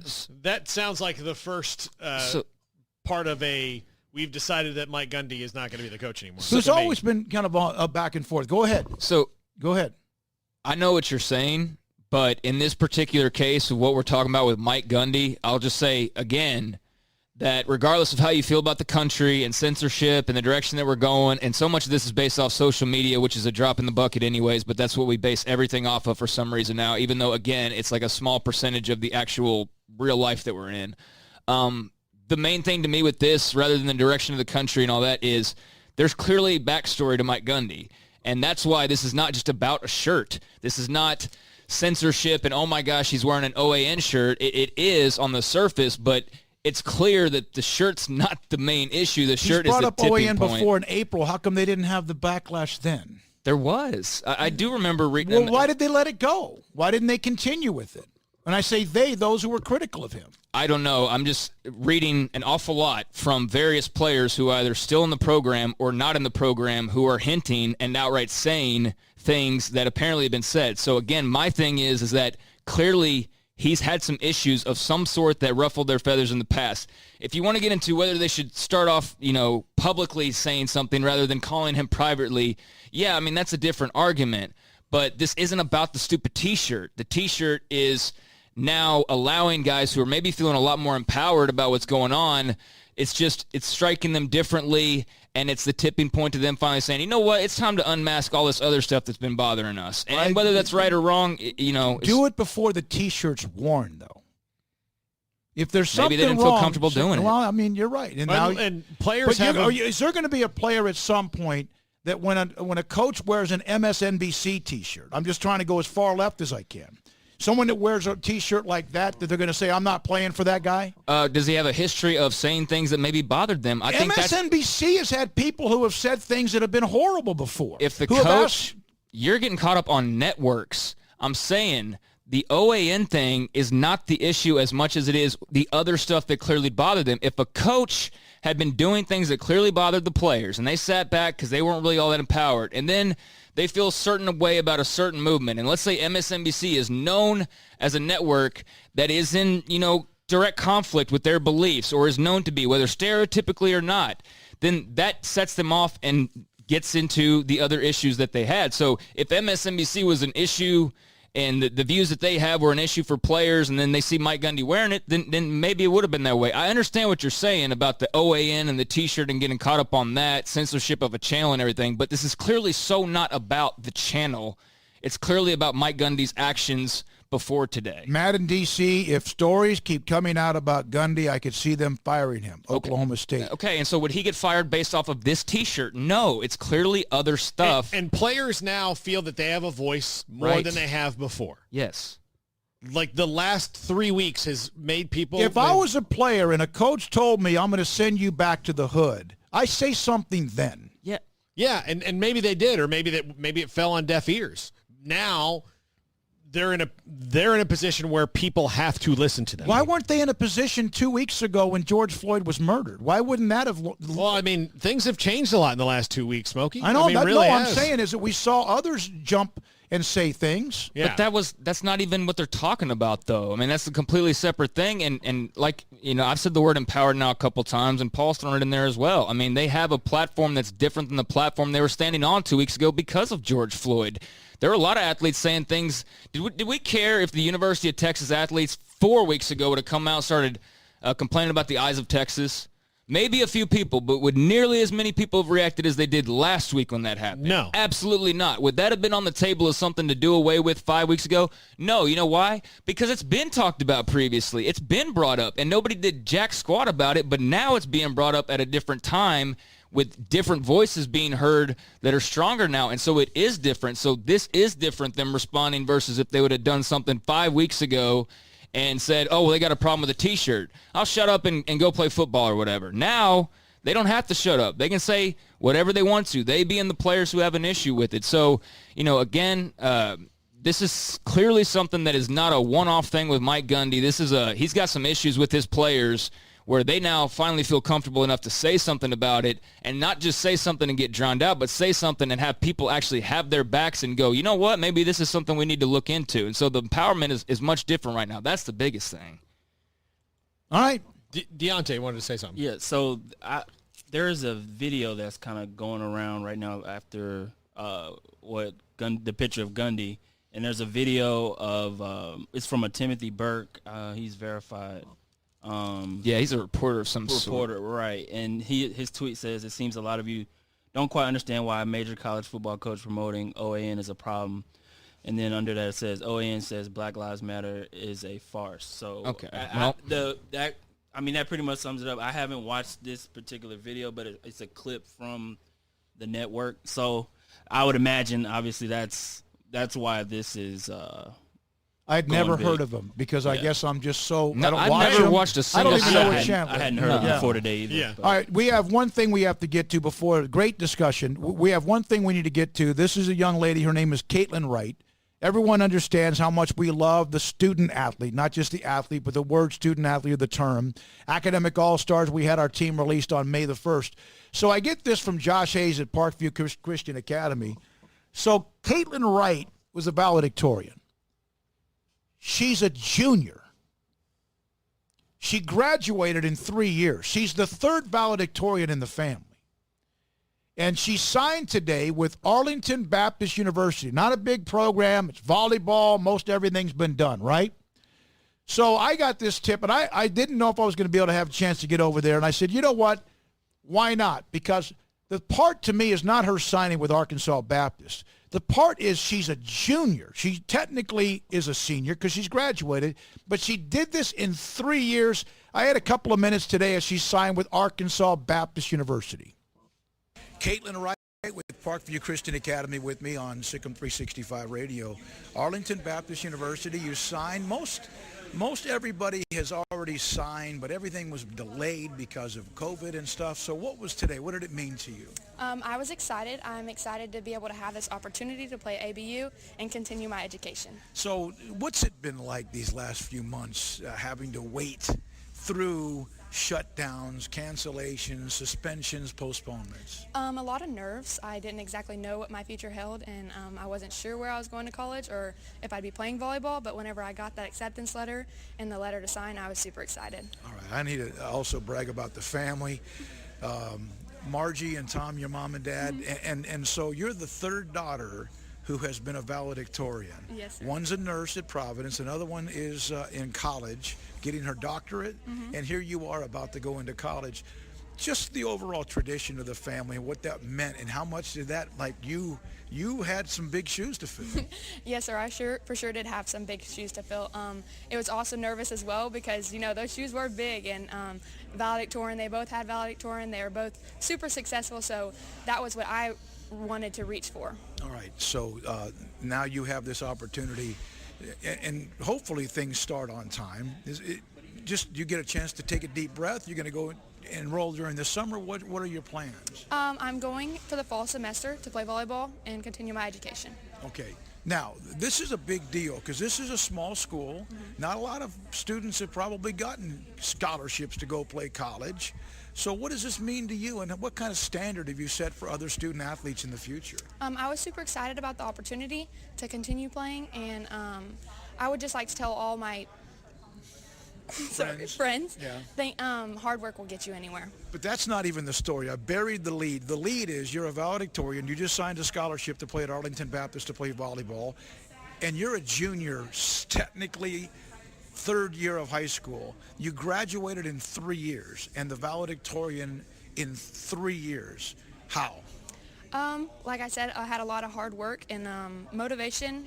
I pushed myself and continue to do it, and that's what I wanted to do. So was that just something that when did you decide this is what I wanted to do, and you wanted to do it by the end of your third year? The end of my sophomore year, I had this, I would say like peace about it, and I was like, okay, I'm ready to do this, and I worked all summer to get done.